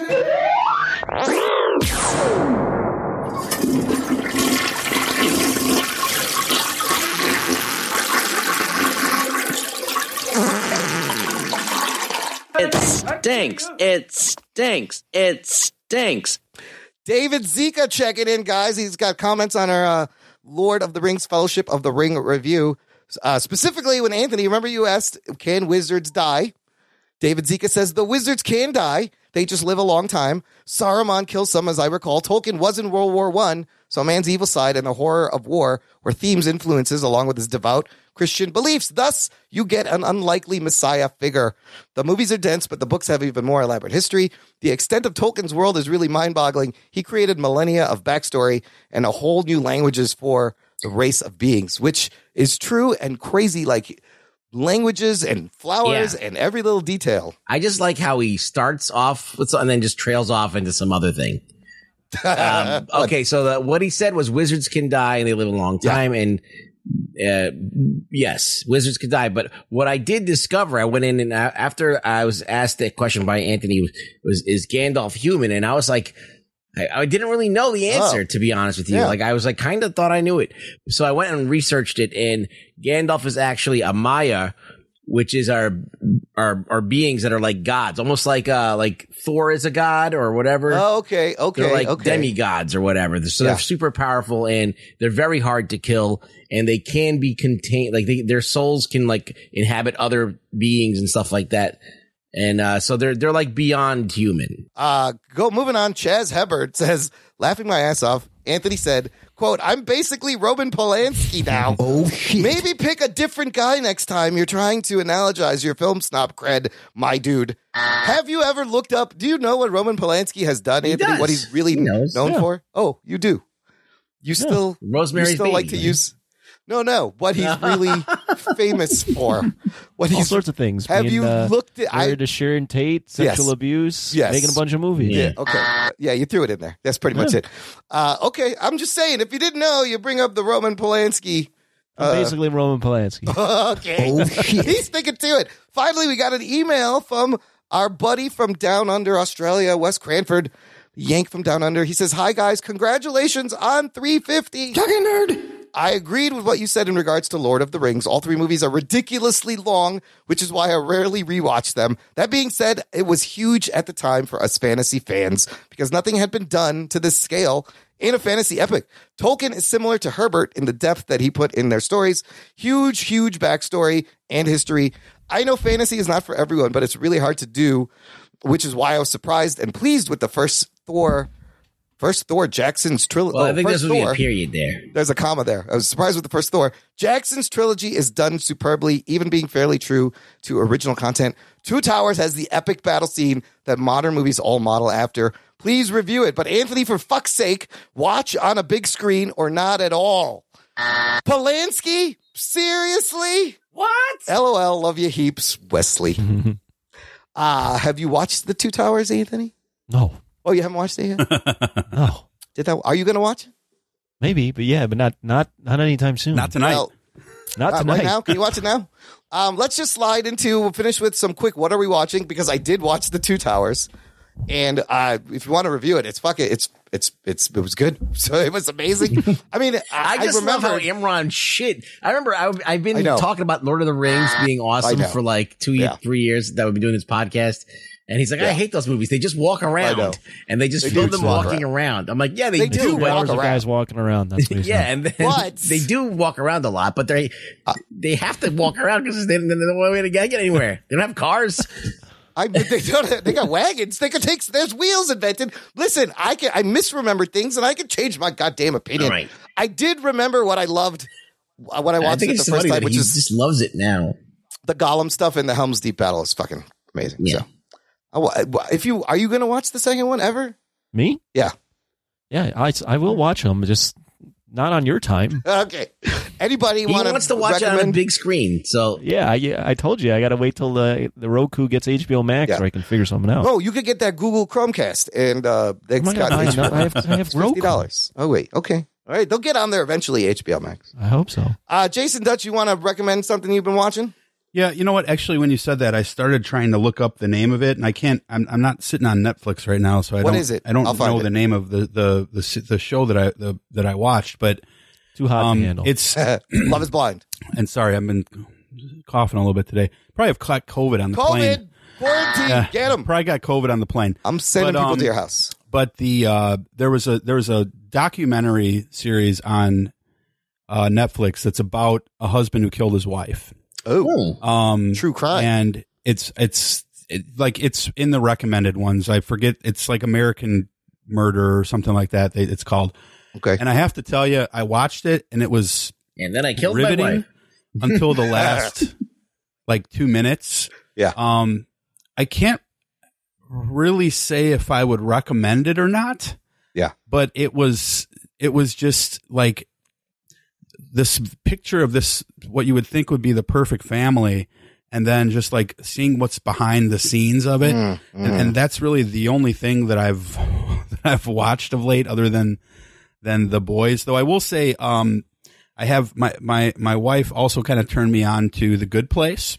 Everyone loves that show. I heard it's great. And The Good Place is sort of enjoyable. I haven't watched it in sequence, so like I pick up an episode here and there, but I mean, even when I pick up an episode here and there, I've been laughing my ass off. I heard it's clever, and it's a quick binge. I think there's only like 4 seasons, 5 seasons. Yeah, I think there was 4, and this is the final one. And then also, I'm 3 episodes into Cobra Kai. Oh shit! Nice. Shit! Yeah. So I have to tell you, worst acting ever. Bye. Right, but it's just terrible acting all around. Everyone? I think everyone is terrible. Oh, that's not fair. However, you suck. However, despite that, I fucking loved it. Dude, All right, William fine. Zabka is amazing. I love him. It didn't need good acting, right? Yeah. Like it's just this trip down nostalgia lane, like we talked about with Spider-Man. Yeah. You know, and it's like it was just fun. You're only 3 episodes in. It gets better. Yes, it does. I hope so, because it goes on. I know season 2 is like picked up by Netflix or something like that. Yeah, like both the first seasons are on Season Netflix. 3 is coming out next year. Yeah. So the first 2 seasons were like indie, right? Like They were on YouTube or something. YouTube Red YouTube. Premium, which nobody had. And I so maybe it gets better, but I'm literally only 3 episodes in. I watched 2 episodes like 2 weeks ago, and then I watched an episode yesterday, and I was like, this is some good shit. I'm like, It's I fucking great. can't wait to watch the next one.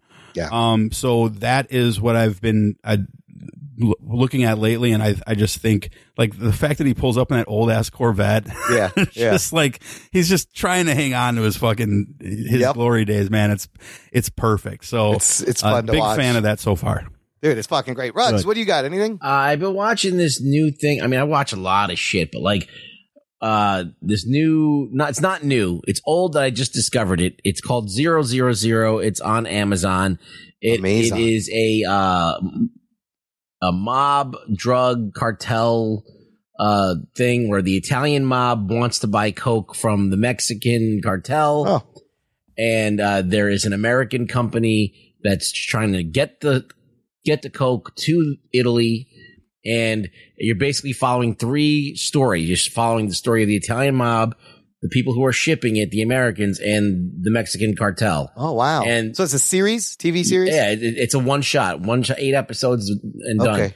And that sounds good. basically it's a very slow burn, but it's very gripping. Yeah. And even though it is a slow burn, I'm in for it. Some of it takes place. I mean, you're romping all around the world because they're trying to get this container full of fucking coke, like from Mexico to, you have to go through Africa. So it's a little bit about how they actually do it. Yeah, but it's just like everything that can go wrong does go wrong. Yeah. Oh, that sounds good. I like shit like that. Yeah, it's pretty cool. Anthony, you got anything else? I haven't watched anything new in terms of like TV shows or movies other than The Boys. But I have a couple trailers. Okay. Yeah, what episode of Tiger King are you on, Anthony? I haven't allowed to watch an episode of Tiger King. I watched the whole thing. What do you got? Couple trailers, because I am a big Oscar guy now. You are so I watched Roman a couple trailers Polanski. I think are going to come out. The movies that are going to come out, and I think they'll be contenders. Okay. well, first off, Trial of Chicago 7. I'm going to watch that. That will be out this week as this is published on Netflix. Yeah. There's a new trailer for the movie called Mank, which is by David Fincher. We talked about Mank, yes. It's on Netflix. That came out. There's a trailer for Hillbilly Elegy. I think I heard about also that. going to make it on Netflix. It has like Glenn Close and Amy Adams. That's supposed to be really good. I saw that trailer. It looks good. Mank looks a little strange. I don't know if I'm going to like it. Hillbilly Elegy, Ron Howard. Ron Howard, yeah. Minari. With Steven Yeun is a new A24 movie. I watched that trailer. That looks fucking good. That might come out this year. That's about a Korean family that immigrates to the U.S. and works on a farm, and they're trying to like assimilate to Western culture, but it's on like a farm. Bong Joon-ho thing here. A little bit. Like kind of a little bit. Lee Isaac Chung, director, screenplay. Yeah. So those are the three things I've recently seen. And I'm definitely going to watch Trial of Chicago 7. I'll probably have already watched it by the time the show ends. Yeah, me too. Those are solid picks. Steven Yeun in this is great. They put out, Amazon has the Robert Kirkman's Invincible cartoon, which is based. So they put out a trailer and you see it's like really bloody and violent. And Steven Yeun voices the main teenager who's like, has his father's a superhero and he's invincible. That looks like it's going to be a great adult superhero animated show. But Trial of Chicago 7, I'm excited to watch this week. Absolutely. Jason, any interest in that? Are you excited for that one? Actually, yeah. I just saw the trailer for that about 2 days ago, and I went to look for it, and I couldn't find it. So it comes out tomorrow. Yeah, Anthony just answered my question. Yeah. I was going to say, where'd you find that at? Because I couldn't find it. But now I have the answer. It ain't fucking out yet. It ain't out soon. So that one is definitely something I'll look at. And if stuff like that is up your alley, there is a documentary that I watched a few weeks ago on Netflix that I would highly recommend, especially if you're open to like learning about like American culture. Watch 13th on Netflix. Yes. We watched that. Yes. Yeah, 13th is really, really well done. Yeah.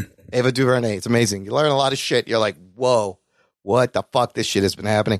Absolutely. Jason, thank you for joining us this week. I know you gotta turn around and record your show, which Marathon is crazy. night, yeah. Tell the listener where they can find all your stuff, what you want them to do. I need some Compound V for tonight, man. How about Compound D for the D? Yeah, give me the D.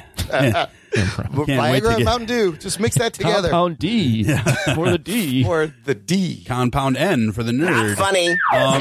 So Compound F. You guys can find me on Twitter at Dutch Jason. You can find Voice from the Underground on Twitter at VFU_podcast. It's our new one because the old one got banned by Dana Loesch and removed. Stupid Twitter. But yeah, so you can do. We are VFU Podcast at VFU Podcast on Instagram, though no one really cares about Instagram, I think. And then you can find Voice from the Underground on any podcast app, or the big one. If you guys can do for us, the real big thing now that. And I'm trying to trust me, guys, I'm going to speak directly to the listener right here. I've had conversations with both of these fuckbags, okay? Tony and Imran about getting them on video. I'm working on them. Okay, Rug Boy, he don't like me. We know that. He don't talk to me. But I'm trying, the video is the way that you can help us the most. So if you can subscribe to the YouTube channel, because let's be honest, these podcast distributors don't pay shit.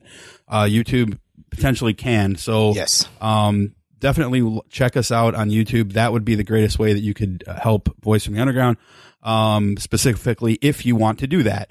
And you can just go to YouTube and search for Voice from the Underground, or you can go to youtube.com/ if you can remember this, Voice from the Underground podcast.